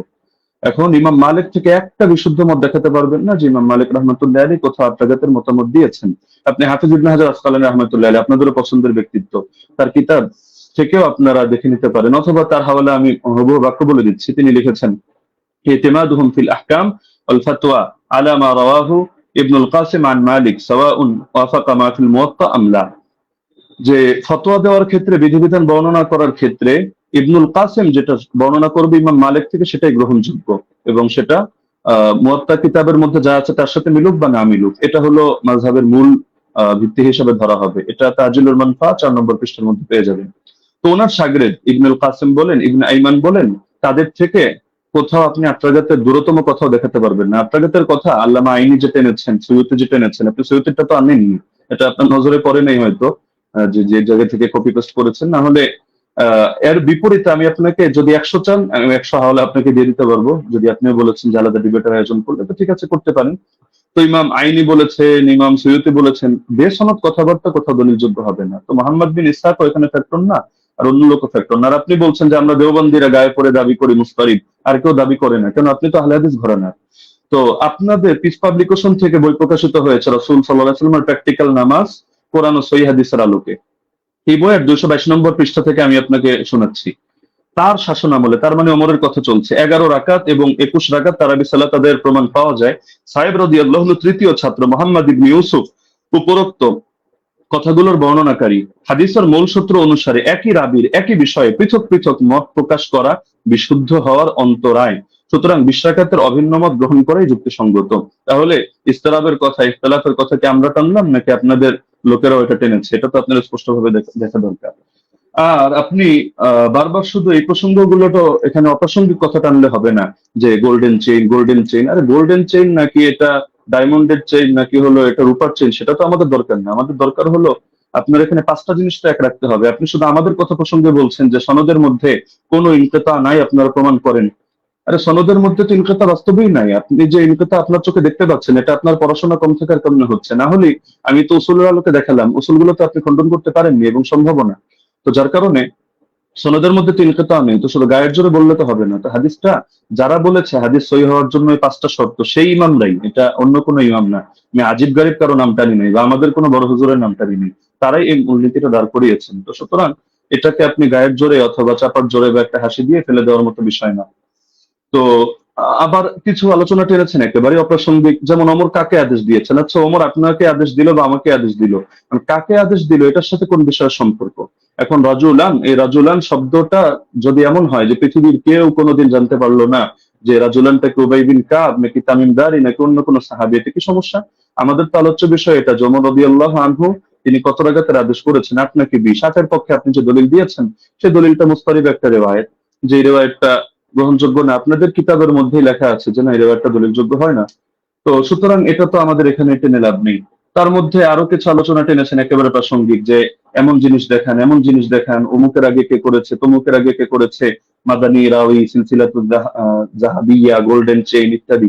এগুলো দেখানো না দেখানো তো মূল বিষয় না। আপনি অপ্রাসঙ্গিক প্রশ্ন আমিও চাইলে আপনাকে 100টা করতে পারি, কিন্তু আমি পূর্বের অংশগুলোতে একটা অপ্রাসঙ্গিক কথা বলিনি। অতি অল্প সময়ের মধ্যে শুধু আপনাকে আমি মূলনীতিগুলো বলেছি, লেকিন আপনি যেহেতু আগে একটা ফরম্যাট সাজিয়ে এনেছেন, তো যার কারণে মূলনীতিগুলো আপনি করেননি। এই যে আবু জাফরকে নিয়ে আপনি মাঝখান থেকে কথা প্রসঙ্গে টেনেছেন, যদি আমি এগুলো মূল দলিল দেইনি। আরো মজার বিষয় হলো আপনি এমন কিছু খণ্ডন করে দিয়েছেন যেটা আমি বলিই নাই। আবার আমি যেটা বলেছি এমন অধিকাংশ পয়েন্ট দিয়েছেন বাদ দিয়ে কয়েকটা রিওয়ায়াত বললেন যে আপনি এটা বলেছেন, আমি হতাশ, অথচ এটার জবাব এটা, অথচ সেটা আমি বলিনি। তো মাঝখানে আবু জাফরকে টেনে এনেও আপনি দাঁড় করিয়ে দিলেন যে আবু জাফর এটা সর্বসম্মতিক্রমে যায়িফ, কিছু কারণও টানলেন, অথচ আবু জাফর মুখতালাফ ফিহি যায়িফ না। যদিও এটা মূল আলোচনা, প্রাসঙ্গিক ভাবে বলছি, মুখতালাফ ফিহি যায়িফ না। তাকে নিয়ে ইখতিলাফ হওয়া ভিন্ন জিনিস, আর চূড়ান্ত ভাবে যায়িফ হিসেবে স্বীকৃত হওয়া ভিন্ন জিনিস। আপনি যে মত টানলেন এই মতের মধ্যেও তো আপনি মিস্টেক করেছেন। দেখা যাচ্ছে আলবানী রাহিমাহুল্লাহ এই ক্ষেত্রে এই কাজটা করেছেন, সদুকুন এই শব্দটা বাদ দিয়ে পরবর্তী যে কথাটা তিনি ভুল করেন ইত্যাদি, তার মধ্যে সমস্যা, ওই কথাটা টেনেছেন। তো সদুকুন হুকুমটা বাদ দিয়ে দিয়েছেন। অথচ আবু জাফরকে নিয়ে যদি দেখেন, ইয়াহয়া ইবনে মাইন সিকা বলেছেন, ইবনু আবি মারিয়াম বলেছেন তার হাদিস লেখা যাবে, সমস্যা নেই। ইবনুল মাদিনী বলেছেন সে আমাদের দৃষ্টিতে সিকা। ইবনু আম্মার মাউসিলি বলেছেন সিকা। আবু হাতিম বলেছেন সিকা, সাদুক, সালিহুল হাদিস। জাকারিয়া সাজি বলেছেন সাদুকুন লাইসা বি মুতকিনিন। ইবনু আদি বলেছেন লাহু আহাদিসু সালিহা ওয়াকাদ রাওয়া আনহু الناس واحاديثها عامتها مستقيمه وارجو انه لا باس به। ইবনু সাদ বলেছেন কানা সিকা। হাকিম বলেছেন সিকা। ইবনু আব্দুল বার বলেছেন হুয়া ইনদাহুম সিকা আলিমুন বিতাফসিরিল কোরআন। এগুলো আরো দেখতে পারেন আপনি তাহযিবুত তাহযিব 10 নম্বর খণ্ড 62 নম্বর পৃষ্ঠা। তো আবার তার থেকে কি কি দুর্বল বর্ণনা, এগুলো আলাদা লিস্ট আপনি পাবেন হাফেজ ইবনে আদির কিতাবের মধ্যে, আল কামিল, যেটা 5 নম্বর খণ্ড 255 পৃষ্ঠা। সেখানে দেখবেন এই তারাবি সংক্রান্ত রিওয়ায়াতটা তিনি টানেননি। তো বারবার আপনি মুরসাল গায়ের জোরে মুরসাল সাব্যস্ত করে দিয়েই কথা তো শেষ না। আমরা যে মূলনীতিগুলো বললাম, আর এটাও আমরা দেখালাম যে সনদ কোথাও সহি না হওয়ার পরও সেই ক্ষেত্রে আপনার হুকুম আরোপ করে দেওয়া হয় যে এই জিনিসটা যেহেতু উম্মতের ব্যাপক আমলের মধ্যে আছে, কখনো কখনো সেটাকে আমলযোগ্য বানিয়ে দেওয়া হয়। এটা মানে ইমামদের সর্বসম্মত একটা উসুল, যদি আমরা এগুলোকে কোনোটাকে মূল ধরি নেই। আপনি তো এখানে বলতে চাচ্ছেন, আপনার মূল কথাই এটা যে ইয়াহইয়া বিন সাঈদ হয়তো কোন আলতু ফালতু রাওয়ী থেকে এনেছেন এবং এই হাদিসের মধ্যে একটা দুর্বলতা তৈরি হয়েছে, অথচ প্রথম ধাপের মূলনীতিগুলোর মধ্যে আমরা যা বলেছি এখানে আপনার কথাগুলো খণ্ডন হয়ে যায়। পাশাপাশি সেই জামানার আমলগুলোকে আপনি যেভাবে উড়িয়ে দিচ্ছেন, যে যার যেভাবে মনে হচ্ছে আমল করেছে, লেকিন এই জায়গায় ওমর রাদিয়াল্লাহু আনহু আদেশ হয়তো ছিল না। আপনি খেলাফতের জামানা দেখেন নাই, নরেন্দ্র মোদীর জামানা দেখেছেন, এই হিসাবে আপনার এমন মনে হতে পারে যেখানে সাহাবীরা বলছেন যে সাহাবীরা আমল করতেন, কানু ইয়াকুমুন অথবা কুননা নাকুমু, আমরা আমল করতাম। তো তারা সকলে আমল করতেন আর খলিফা এখানে কিছু জানতো না, কিন্তু কোন বাড়িতে কি হচ্ছে না হচ্ছে এরকম সূক্ষ্মাতি সূক্ষ্ম অনেক বিষয় পর্যন্ত খলিফা জেনে যাচ্ছে। এটা তো অদ্ভুত ব্যাপার। খেলাফতের জামানার ব্যাপারেও যে বেদাত ওমরের জামানায় চলছে, যে ওমর একেবারে হুদাইবিয়া সন্ধি হলো যে গাছের নিচে সেই গাছ কেটে দিয়ে আসছে, হাজরে আসওয়াদ চুমু খাওয়ার সময় পর্যন্ত ক্লিয়ার ভাবে বলছে যে আমি এই আকীদা পোষণ করি না তুমি কারো ক্ষতি করতে পারো, উপকার করতে পারো, বরং আমি এজন্য করছি তোমার গায়ে চুমু খাচ্ছি যে আল্লাহ রাসূল সাল্লাল্লাহু আলাইহি ওয়াসাল্লাম চুমু খেয়েছেন এই কারণে। তো আপনি যে কথাগুলো বললেন একটা নতুন কথা আসলে আমি পাইনি। এগুলো হাফেজ জুবাইর আলী জাহিদ কিতাব যদি কেউ পড়ে বা শাইখ আলবানী সালাতুত তারাবি পড়ে অথবা আপনার আব্দুর রহমান মোবারকপুরি সাহেবের কিতাবগুলো পড়ে, ব্যাস ওই যা বলেছে আপনিও ঘুরে ফিরে সেই কথাগুলোই বলেছেন। বাকি মজার একটা বিষয় হলো আমি এমন অনেক উসুল টেনেছি যেটা হয়তো আপনার কমন পড়ে নাই, তো যার কারণে আপনি এই জিনিসগুলোকে পুরো স্কিপ করে চলে যাচ্ছেন। তাই ছিল মুস্তালাহিল হাদিস। আর এই পৃথিবীর ইতিহাসে হাদিসের ইস্তালা নিয়ে কি এই কিতাবটা এই মাত্র কয়দিন আগে লেখা হলো, এর আগে ১,৫০০ বছরে হাদিসের ইস্তালার উপরে কোনো কিতাব লেখা হয়নি। আপনি মুরসালের সংজ্ঞা দেখাচ্ছেন যে মুনকাতি হাদিস কারো মতে গ্রহণযোগ্য না। আচ্ছা কোন পর্যায়ে মুনকাতি গ্রহণযোগ্য না? খালি শিরোনাম দিয়ে হুকুম লাগিয়ে দিলেই হয়? তাহলে তো ঈমান ভঙ্গের কারণ যে 10টা শেখ মোহাম্মদ বিন আব্দুল্লাহ নজদি রাহিমাহুল্লাহ থেকে বর্ণিত আছে, এগুলো শিখে সবাই খারিজি হবে এভাবে যে যে জাদু করে ব্যাস সেই কাফের হয়ে গিয়েছে, যে কাফেরদেরকে মুসলমানদের বিরুদ্ধে সাহায্য করে, কোনো শর্ত নাই, কোনো হদ নাই, কোনো কয়েদ নাই, ভালোভাবে কাফের হয়ে গিয়েছে। তো এভাবে শিরোনাম দেখলে তো মুশকিল, এগুলোর ব্যাখ্যা তো ইমামদের থেকেই নিতে হবে, বক্তব্য যাদের থেকে নিবেন আপনার বক্তব্যের ব্যাখ্যাও তো তাদের থেকে নিতে হবে। আর আপনি বললেন যে আমি কথা প্রসঙ্গে মেনে নিয়েছি যে ওমর রাদিয়াল্লাহু তাআলা আনহু তিনি শুরুতে ১১ রাকাতের আদেশ দিয়েছিলেন। এটাও তো আমি আমার বাক্যগুলোকে খেয়াল করেন না, আমি কি বোঝেন না, আমি ধরতে পারি না, নাকি আপনি পয়েন্টগুলো নোট আউট মানে লিখে না রাখার কারণে এমন ঝামেলা হচ্ছে সেটাও বুঝতে পারি না।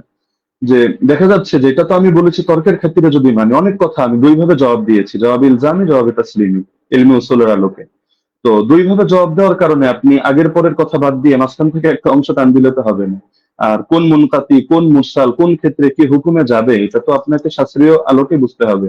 আপনি যে কোনো জিনিস শুধু একটা ব্যাস গোল্ডেন চেইন, মাদানী রাউই অথবা বুখারী মুসলিমের শর্তে উন্নীত ইত্যাদি ইত্যাদি একটা বলে দিলেন ব্যাস হয়ে গেল, বিষয়টা এমন না। যেহেতু আলোচনা আমাদের শাস্ত্রীয় বিষয়, এটা কোনো মাযহাবী তাকলিদি বিষয় না যে অমুক অমুকের রেফারেন্সে আমাদের কথা বলতে হবে। ইবনে উসাইমিনের হাওয়ালায় আপনি বললেন যে আমি কয়েকটা কথা টেনেছি, ওইখানে আমি ইবনে উসাইমিনের হাওলায় টানি না, শেখ সালেহ আল মুনাজ্জিদের হাওলায় টেনেছি, এটা আবেগে আপনি কয়েকবার এটা উচ্চারণ করেছেন। আর এখানে আমি তার ফতোয়া দেখাইনি, আমি এখানে ফতোয়া উল্লেখ করার জন্য বসিও নেই আপনার সামনে।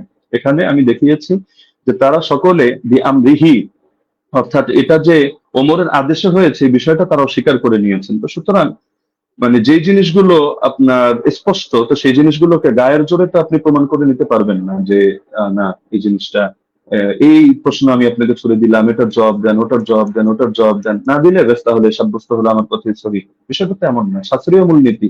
আপনি এই আলোচনা শেষ হওয়ার পর ঠান্ডা মাথায় বসেন, আমি নতুন কোনো কথা আপনাকে ছুড়ে দিচ্ছি না, যেহেতু আপনি খণ্ডন করার সময় পাবেন না, এটা আসলে আদবের দাবি না। ছুড়লে আমি ছুটতে পারি, আপনি ভবিষ্যৎবাণী করে দিয়েছেন যে এমন কৌশল হয়তো আপনি করবেন, আমরাও বুঝি না, এত বোঝার দরকার নেই।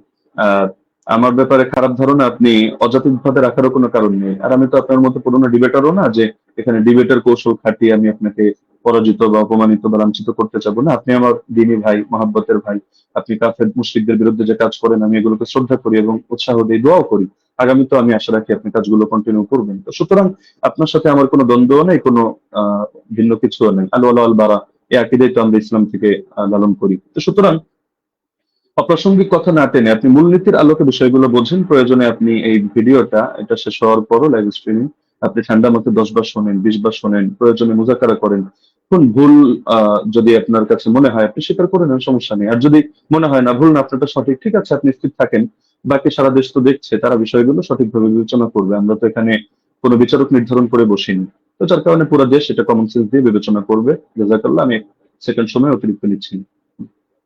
জি, মুফতি আলী ওসামা, আপনি চাইলে 2 মিনিট ইউজ ব্যবহার করতে পারতেন, বাদবাকি আপনি না, করেননি। ব্রাদার রাহুল বলেন। যে আমাদের খণ্ডন যে 2টি পর্ব ছিল, 2টি শেষ হয়েছে। এখন আপনারা শুধু 5 মিনিট করে সময় পাবেন। এটা হচ্ছে রিভিউ পর্ব, অনুসংখ্য পর্ব। এই পর্বে আপনারা 5 মিনিট করে আলোচনা করতে পারবেন, নতুন কোনো তথ্য আপনারা অ্যাড করতে পারবেন না এই পর্বে। হ্যাঁ, আমি ব্রাদার রাহুল হোসেন আপনার কাছে যাব এবং আপনি বললে আমি আপনার টাইমটা শুরু করব। জি, শুরু করুন। জি, বিসমিল্লাহ। তো শেষ থেকে শুরু করি। ওস্তাদ যে বারবার কয়েকবার অভিযোগ করলেন বারংবার যে আমি জুবাইর আলী জাই আর আলবানির বই পড়ে এসে বসে পড়েছি। কার বই থেকে ইলম নিয়েছি? সালাফদের থেকে তো আমরা ইলম দেবো, তাই তো? আলেমদের কাছ থেকে, কোনো জাহেলের কাছ থেকে তো নিইনি, তাই না? আমি তো আপনাকে বলতে পারি যে মাওলানা আব্দুল মালিক সাহেবের বই থেকে ঢের প্রমাণ দেখিয়েছি। তো তার কাছ থেকে জ্ঞান নিয়েছি, আপনার কাছ থেকে আমি জ্ঞান নিই।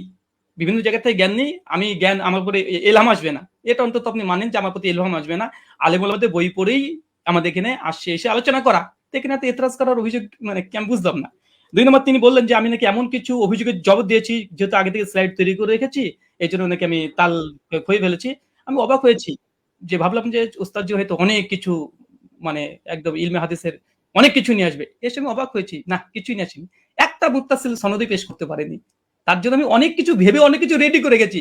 দুর্ভাগ্য যে আমি যা রেডি করেছি তার ৩০% দলিল দিতে পারিনি।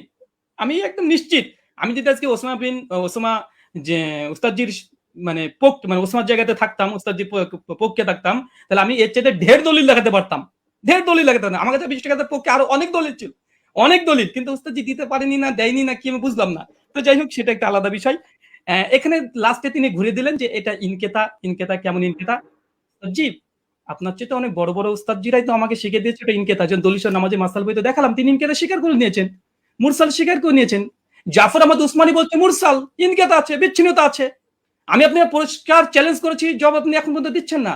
যে হাদিস সহিহ হওয়ার জন্য ৫টা শর্ত। প্রথম শর্ত হাদিস মুত্তাসিল হতে হবে। হাদিস কি মুত্তাসিল? মুত্তাসিল না, বিচ্ছিন্ন ঘটেছে। ওলামারা স্বীকার করে নিয়েছে। আজ যদি আপনি অস্বীকার করতে চান, জনসাধারণ দেখছে, জনসাধারণ দেখছে, এমন খেয়ানত অন্তত করাটা উচিত নয়। যেখানে আমাদের মৌলানা আব্দুল মালিক আব্দুল মতিন সাহেব স্বীকার করে নিয়েছে ইনকেতা ঘটেছে, আর আপনি এসে বলছেন যে ইনকেতা ঘটেনি। ইনকেতা ঘটেছে তারা মূর্খ। এখন মৌলানা আব্দুল মালিক মতিনকে কেউ যদি মূর্খ বলতে চাই বলতে পারবে, তবে আমি বলতে চাই না। ৩ নম্বর তিনি বললেন যে দাউদ বিন কায়েসের হাদিসের জমা হওয়ার কথা আছে, ধরে নিলাম। আচ্ছা আছে, জমা হওয়ার কথা আছে। আচ্ছা উস্তাদ জি এটা কি ইনসাফ? মোহাম্মদ বিন ইউসুফ থেকে টোটাল ৮ জন বর্ণনা করছে তারাবি রাকাত, ৫ জন বর্ণনা করছে ১ রাকাতের পক্ষে, এই ৬ জন, আর মাত্র দাউদ বিন কায়েস বলছে ১১ রাকাত। তাহলে ৭ যদি হয় কোনটা হবে? দাউদ বিন কায়েসের বিরুদ্ধে মোহাম্মদ বিন ইউসুফের ৫ জন শাগরেদ আছে। এই ৫ জনকে উড়িয়ে দিয়ে দাউদ বিন কায়েসের হাদিসটা আপনি গ্রহণ করতে চাচ্ছেন? এটা কোথাকার রাসূল? একটু আমাকে জানিয়ে দিবেন। আর ২ দাউদ বিন কায়েসের আমি আরেকটা অংশ বলেছি, ওটা আপনি হয়তো হজম করতে পারেননি, কারণ এই দলিলটা নতুন আপনার কাছে, বুঝতে পারেননি। আমি বলেছিলাম যে দাউদ বিন কায়েস তিনি আরেকজন তার ছাত্রের কাছে ইমাম ফারাবির কিতাবুস সিয়াম থেকে দলিল দিয়েছি যে তিনি বলেছেন ওমর রমজান মাসে তারাবির জামাত শুরু করেছে, কত রাকাত উল্লেখ নেই।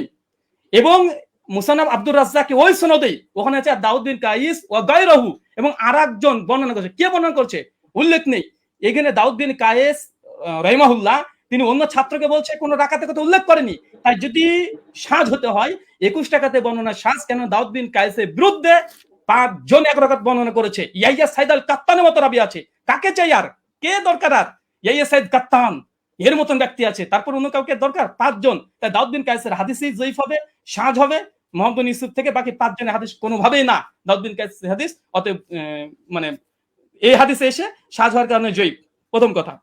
এখানে বলছেন যে ইমাম মালিক থেকে নাকি আমি প্রমাণ পেশ করতে পারবো না যে ইমাম মালিকের ছাত্ররা, কারণ যে মাযহাবের আমি মত বর্ণনা করব সেই মাযহাবের ইমাম থেকে দেখাতে হবে। আমি মনে ভুলে গেছেন, আপনি যে কাসেম থেকে বর্ণনা পেশ করেছেন ওই কাসেম থেকে দেখিয়ে দিয়েছি। ইবনুল কাসিম ইমাম মালিকের ছাত্র স্বয়ং বলছে যে ইমাম মালিকের যুগে ৩৬ রাকাত হতো, কিন্তু ইমাম ইবনে কাসিম নিজেই বলছে যে আমি, ইমাম মালিক বলেছেন যে ফি নাফসি আমার জন্য ইহিদা আশারা, আমি ১১ রাকাতকে গ্রহণ করেছি। মানুষ কি পড়ছে উমরের ইমাম মালিকের জামানায়। ইমাম মালিক কত গ্রহণ করেছে? কত? তিনি ১১ রাকাত। আমি আপনাকে ২-৩টে প্রমাণ দেখেছি। বদরুদ্দিন আইনের কথা বলেছেন, বলছে সনদবিহীন। সনদবিহীনের কথা যদি আসে গোটা ফিকে হানাফিকে ডিস্ট্রাই করে দেওয়া যায়, অন্তত এরকম সে বেইনসাফি করবেন না। আর এখানে আরেকটা বিষয় যে উনি বললেন যে আমি আবু জাফর রাজিকে নিয়ে কিছু কথা বলেছি, উনি নাকি দলিল পেশি করেনি। ওস্তাদ জি একটু মাঝে মধ্যে পানি খাবেন, তাহলে একটু স্মৃতিটা একটু ভালো থাকবে। আপনি বলে দিয়েছেন ঝুলে, মনে নেই? আপনি বলেছেন আবুল আলিয়ার হাদিস আছে। আবুল আলিয়ার হাদিসের রাবি কে? আবুল আলিয়ার হাদিস মুক্তারা আল মুক্তারা আল হাদিস মুক্তারার মধ্যে আবু জাফর রাজি আছে। তাই বুঝি মাঝে মধ্যে একটু পানি খাবেন। আপনারা হয়তো অনেক পড়াশোনা করেন, মাঝে মধ্যে অনেক কিছু আছে দিয়ে মানে কি কি বলছি কি হয়তো এগুলো শুনতে পাচ্ছেন না। তো সর্বোপরি কথা হচ্ছে এটা মুয়াত্তা মালিকের যে হাদিস আলহামদুলিল্লাহ গোল্ডেন চেন, এবং মতনের পরে যে অভিযোগ করেছিলেন যে দাউদ বিন কায়েস এখানে জয়ীফ, দাউদ বিন কায়েসের হাদিসে সাজ ইমাম মালিক মুয়াত্তা মালিকের হাদিসের পক্ষে ৭ জন আর হাদিস বর্ণনা করছে আলহামদুলিল্লাহ। আর ২ নম্বর ওস্তাদজি যতগুলো দলিল দিয়েছে সব সনদে ইনকেতা আছে। উনি এটাকে যতই জোর করে প্রমাণ করার চেষ্টা করুক যেটা ইনকেতা সনদ গ্রহণযোগ্য, আমিও ৪ জন মুহাদ্দিসের কথা নকল করেছি। ইনকেতা মুরসাল হাদিস জয়ীফ হয়, ২০০ নামাজের মাসালেও আছে, সে মুসলিমাও আছে আলহামদুলিল্লাহ। ৫ মিনিট আপনি আলোচনা করছেন। আমি আলী হাসান ওসামা আপনার কাছে যাব এবং আপনি ৫ মিনিট সময় পাবেন। এখানে নতুন কোনো তথ্য আপনি অ্যাড করতে পারবেন। জি, শুনতে পাচ্ছেন? আপনি বললে আমি টাইমটা শুরু করব। জি, শুরু করেন। তফসিল।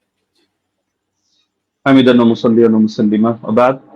ব্রাদার রাহুল কিছু কথা বললেন যেটা আপনাদের মূলনীতির বাইরে ছিল। এটা তিনি বহুতবারই দিয়েছেন, আমি অ্যাটাকগুলো এড়িয়ে গিয়েছি। লাস্ট এই পর্যায়ে আমি বলি যে তিনি বললেন যে আমার জায়গায় থাকলে আরো দলিলের ভান্ডার খুলে দিতেন। দলিলের ভান্ডার খোলার প্রয়োজন নেই তো। আমার সামনে যে নোট আছে আমি তো ঘোষণা দিয়েছি, দেখেছেন যে আমি এই বিষয়ে কিতাব রচনা করছি, শীঘ্রই বের হবে। তো সুতরাং দলিলের ভান্ডার না নিয়ে বসলে তো আর কিতাবের ঘোষণা অগ্রিম দেওয়ার কথা না। কিন্তু সবগুলো দেওয়ার কোনো প্রয়োজনই মনে হয়নি, কিছু জিনিসের রুচি হয়নি। আপনি যেমন একটাকে টেনে আরেকটার সাথে নিয়ে দাঁড় করিয়ে দিচ্ছেন। আপনি বলছেন যে 8 জন বর্ণনা করেছে, আমি কেন শুধু দাউদ বিন কায়েস আর মোহাম্মদ বিন ইউসুফের কথা আমি কেন টানছি বারবার, যেটা শাগিরদের মধ্যে টেনেছি এ কারণে আমি বলেছি বাকি কোনোটার মধ্যে আপনি 8 জন না আপনি 100 জন দেখান, কোনোটার মধ্যে আদেশের কথাই নেই। আপনি তো মূল পয়েন্টটি টেনেছেন এটা, বা আমাদের আলোচ্য শিরোনামই এটা যে ওমর রাদিয়াল্লাহু আনহু কত রাকাত তারাবির আদেশ করেছেন। আপনি পানি তো অনেকবার খেয়েছেন, আরো খাবেন সামনেও। পানি খাওয়া খাওয়া শেষ করে আপনি মজলিস শেষ করে আপনি প্রয়োজনে দেখেন যে ইয়াহিয়া বিন সাঈদ কাত্তানের মতো ব্যক্তি বারবার যে বলছেন, বা আব্দুল আজিজ বিন মোহাম্মদ দারাওয়ারদের কথা বলবেন, যাদের কথা আপনি বলেন তাদের রেওয়ায়াতগুলোর মধ্যে আদেশ করেছেন এই শব্দটা আছে কিনা। আচ্ছা, দাউদ বিন কায়েসকে আমি এজন্য দাঁড় করিয়েছি যে এখানের কথার অর্থ আর আপনি যেই সনদটা টেনেছেন ইমাম মালিকের, সেই কথার অর্থ হলো সেম। আর এই যে সনদটা ইমাম মালিকের সনদে যে কথাটা আপনি টেনেছেন, এটা বিভিন্ন কিতাবে আসলেও কিন্তু কারোর সাথে কারো তো মিল নেই। মূল কথা তো এটাই রেওয়ায়েতের। যদিও অনেকজন রেওয়ায়েত করেছেন, কিন্তু শুধু এই আদেশ আর নিষেধ অথবা রাকাতের বিষয়টা নিয়ে সমস্যা এমন তো না, প্রচুর ভিন্নতা। এক জায়গায় দেখা যায় উবাই বিন কাব তামিমদারির নাম আছে, আরেক জায়গায় নাই। আরেক জায়গায় হলো শুধু আদেশ করেছেন এই কথাটা আছে, কিন্তু আমল কি ছিল তাদের, আদৌ কি তারা এটা আমল করেছেন না সিদ্ধান্ত চেঞ্জ করেছেন সেটার কথা নাই। আরেক জায়গায় দেখে যে শুধু আমলের কথা আছে, আদেশ আদৌ করেছেন কিনা এটার কথাই নাই। তার মধ্যে আপনি বললেন যে আবুল আলিয়া এটা কোন সনদের মধ্যে আছে, যে আমি উবাই বিন কাব প্রসঙ্গে যে কথা টানলাম ওটার মধ্যে আছে। এটা তো আমরা তারাবির তার আলোচনার মধ্যে কথা টানিনি। এটা তো আমরা দেখিয়েছি যে আপনার ওই মূলনীতি বোঝানোর জন্য যে আমল যদি খেলাফ হয় তার বর্ণনা, তাহলে সেই ক্ষেত্রে হাদিসের দুর্বলতা সাব্যস্ত হয়। ওইটা বোঝাতে গিয়ে যে সাহেব বিন ইয়াজিদের আমলও খেলাফ, ইমাম মালিকের আমলও খেলাফ, একইভাবে আপনার উবাই বিন কাবের আমলও খেলাফ। উবাই বিন কাবের আমল কিভাবে খেলাফ এটা বোঝাতে গিয়ে 3টা দলিল দিয়েছে, এর মধ্যে আপনার এই পয়েন্টটা আছে। আর আপনি বারবার শুধু টানছেন যে মুনকাতি মুনকাতি মুনকাতি। আপনি শুধু একটা শব্দ শিখলেই তো কাজটা শেষ নয়, আর হুকুমটা তো আপনার ইমামদের থেকে নিতে হবে, শাস্ত্রের আলোকে নিতে হবে। তো আপনি শাস্ত্রের আলোকে না নিয়ে আপনি শুধু নিজের গায়ের জোরে কথা একটা বললে তো হবে না। আপনি আব্দুল রহমান সাহেবের থেকে এলেম নেবেন নেন, আব্দুল মতিন সাহেবের থেকে এলেম নেবেন নেন।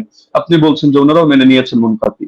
আমি তো বললাম যে যেই নিমাউই রাসারুস সুনানের হাওয়ালা দিলেন, যে স্ক্রিনশট দিলেন, এখানেই দেখা যাচ্ছে ইমাম নিমাউই 2টা কথা বলেছেন। তা আপনি কি বলবেন যে নিমাউই এক পাগল, আগের লাইনে বলে এক কথা পরের লাইনে বলে আরেক কথা? আগের লাইনে বলে আসছে মুরসাল, পরের লাইনে বললো যে না এগুলোকে মুরসাল ধরা হয় না, মুত্তাসিল ধরা হয়। তো বলেন ইমাম নিবাবী একটা পাগল যে তিনি আসারুস সুনান এই কিতাবের মধ্যে মূর্খতার পরিচয় দিয়েছেন? না, এখানে আপনাকে বুঝতে হবে যে আমি এই শব্দ বলেছি, একটা জাহেরি বিবেচনা, একটা হলো হাকিকি বিবেচনা। এই পার্থক্যগুলো না বুঝে আপনি আলোচনার মধ্যে তো এভাবে বসলে তো মুশকিল। এজন্যই অনেকে নিষেধ করেছে যে আসলে শাস্ত্রের আলোচনা যেহেতু, তাহলে শাস্ত্রজ্ঞ ব্যক্তি ছাড়া এটা বলাও মুশকিল, বোঝানো মুশকিল। তা আমি আলোচনাটা আসলে শুধু ব্যক্তি আপনার জন্য করেছি এমন না, বরঞ্চ এটা সারা দেশের জন্য আলোচনা করা। যদি আমরা জানি যারা দলান্ধ, উভয় পক্ষে আমি আপনাকে ইন্ডিকেট করে কোনো খারাপ কিছু মিন করছি না, দলান্ধরা কখনো তাদের মাসলা পরিবর্তন করে না। এটা জিবরিল আমিন যদি নাজিল হয়ে বলে তাও করবে না, এটাই দুনিয়ার আমাদের স্বাভাবিক অভিজ্ঞতা। তবে শাস্ত্র বোঝার মতো যোগ্যতা যদি কারো থাকে, তাহলে আপনার আলোচনা আমার আলোচনা সবগুলো নিরপেক্ষভাবে বসে কেউ যদি বিবেচনা করে সেই ক্ষেত্রে সিদ্ধান্ত নিতে পারবে, কোনো সমস্যার কিছু নেই। এটা নিয়ে আলাদা করে আমারও মন্তব্য করার কিছু নেই, আপনারও মন্তব্য করার কিছু নেই। মন্তব্য এটা জাতি করবে। এখন আমি যদি গায়ের জোরে একটা মন্তব্য করি, আপনি যদি গায়ের জোরে একটা মন্তব্য করেন, এটা ঘুরে ফিরে সেই চর্বিত চর্বণ কথাই হবে। এটা জাতি তারা রিভিউ দিতে পারবে, তারাই আলোচনা করতে পারবে। আর আপনি ইমাম মালিক রাহিমাহুল্লাহ সূত্রে ইবনুল কাসেমের থেকে যে বর্ণনাটা আনলেন, আমি তো এটা বলেছি যে এটা নিয়ে যদি আপনি আলোচনায় বসতে চান তাহলে স্বাগতম আপনাকে। আমরা কত শত আপনার রেফারেন্স দরকার আমরা দেখিয়ে দিব যে ইমাম মালিক রহমাতুল্লাহ আলাইহি থেকে সিরেফ 2টা মত আছে। আমি দায়িত্ববোধের সাথে বলছি, একটা হলো 36 রাকাতের আর আরেকটা হলো 20 রাকাতের। 8 রাকাত পড়েছেন উনি, অথবা পড়াকে পছন্দ করতেন, অথবা তার মাযহাবের ব্যাপারে এটা ফতোয়া জারি করেছেন, এটা আপনি প্রমাণ করতে পারবেন না। হ্যাঁ, এখন বিভিন্ন কিতাবে বিচ্ছিন্নভাবে বিভিন্ন বক্তব্য আসতে পারে, এটা আপনিও জানেন। ইমাম ইবনুল হুমামের বক্তব্য যদি আপনি দাঁড় করান তারাবির ব্যাপারে, তাহলে দেখা যাবে আরেক ইমামের বক্তব্য দ্বারাই তার খণ্ডন হবে। তো এগুলো তো কিতাবের মধ্যে বহুত কিছুই থাকবে। শাস্ত্রের কাজই তো এটা, আপনি কিতাব থেকে কিভাবে আলাদা আলাদা করে বুঝবেন এই জিনিসটা আপনাকে হাসিল করতে হবে। আর আপনি যে কথাটা বললেন মুরসালের হুকুমটা সহিহ মুসলিম থেকে, যেহেতু সময় প্রায় শেষ আমি এটা বলার সুযোগ নেই, আমি আপনাকে রেফারেন্সটা দিয়ে দিচ্ছি। শারহ ইলাল তিরমিজি 1 নম্বর খন্ড 543 পৃষ্ঠা থেকে আপনি এটা দেখে নেবেন যে আসলে এই মুরসালকে ঢালাওভাবে অগ্রহণযোগ্য কিনা। না, অগ্রহণযোগ্য না, এই কথাটা একটা বেদাতি কথা। তো এটা কিভাবে কি, আমি আর সময় নিচ্ছি না, আপনি দেখে নিয়েন শারহ ইলাল তিরমিজি থেকে। জাযাকুমুল্লাহ, উহিব্বুকা ফিল্লাহ। আসসালামু আলাইকুম ওয়া রাহমাতুল্লাহ। জি, আপনাদের দুজনকে অনেক অনেক ধন্যবাদ এবং ব্রাদার রাহুল হোসেন এবং শেখ মুফতি আলী হাসান ওসামা। আমাদের এই প্রোগ্রামটা খুবই চ্যালেঞ্জিং ছিল। আলহামদুলিল্লাহ আমরা চেষ্টা করেছি প্রোগ্রামটি নিরপেক্ষভাবে পর্যালোচনা করার জন্য, পরিচালনা করার জন্য, এবং এই প্রোগ্রামটি আপনারা আমাকে আমাকে সহযোগিতা করেছেন। দুজনেই খুব সুন্দর আলোচনা করেছেন এবং যারাই আলোচনা শুনেছেন আমি বলবো যে আপনারা নিজেদের মধ্যে ফাসাদ না করে আপনারা অবশ্যই দলিল গুলোকে বিবেচনা করে আপনারা সেই অনুযায়ী আমল করবেন। এবং আজকে আমার প্রোগ্রাম পরিচালনার ক্ষেত্রে যারা আমাকে সহযোগিতা করেছে, আমার পরিচালনা কমিটি, আমাদের সাথে রয়েছেন সকলের সুপরিচিত শেখ মাহবুবুল আমিন ভাই, তিনি নাস্তিকদের সাথেও ডিবেট করেন, এবং আমার সাথে রয়েছেন আমাদের রিপোর্টার মোশাররফ হোসেন ভাই এবং শিহাব মির্জা ভাই সহ আরো কয়েকজন ছিলেন। সকলকে ধন্যবাদ জানাই এবং সর্বোপরি আমি প্রোগ্রামটি শেষ করব, শুধু শেষ কথাটা বলবো যে আমরা সকলেই নিজেদের মধ্যে মতানৈক্যকে দ্বন্দ্ব হিসাবে না নিয়ে আমরা নিজেদের যে মতের পার্থক্য আছে সেটাকে সুন্দরভাবে বিবেচনা করে আমরা উগ্রতা না করে নিজেদের সুন্দর মন মানসিকতায় মেনে নিই। এ পর্যন্তই আমি বলবো এবং শেষ করব। শেখ মুফতি আলী হাসান ওসামা হাফিজাহুল্লাহ এবং ব্রাদার রাহুল হোসেন হাফিজাহুল্লাহ, আপনাদের দুজনের জন্য অনেক অনেক শুভকামনা রইল। আপনারা ভালো থাকবেন, সুস্থ থাকবেন। এতক্ষণ পর্যন্ত দর্শক যারা আমাদেরকে দেখেছেন, সময় দিয়েছেন, আপনাদেরকেও অনেক অনেক ধন্যবাদ। আজকের মতো বিদায় নিচ্ছি। আসসালামু আলাইকুম ওয়া রাহমাতুল্লাহি ওয়া বারাকাতুহু। ওয়ালাইকুম আসসালাম।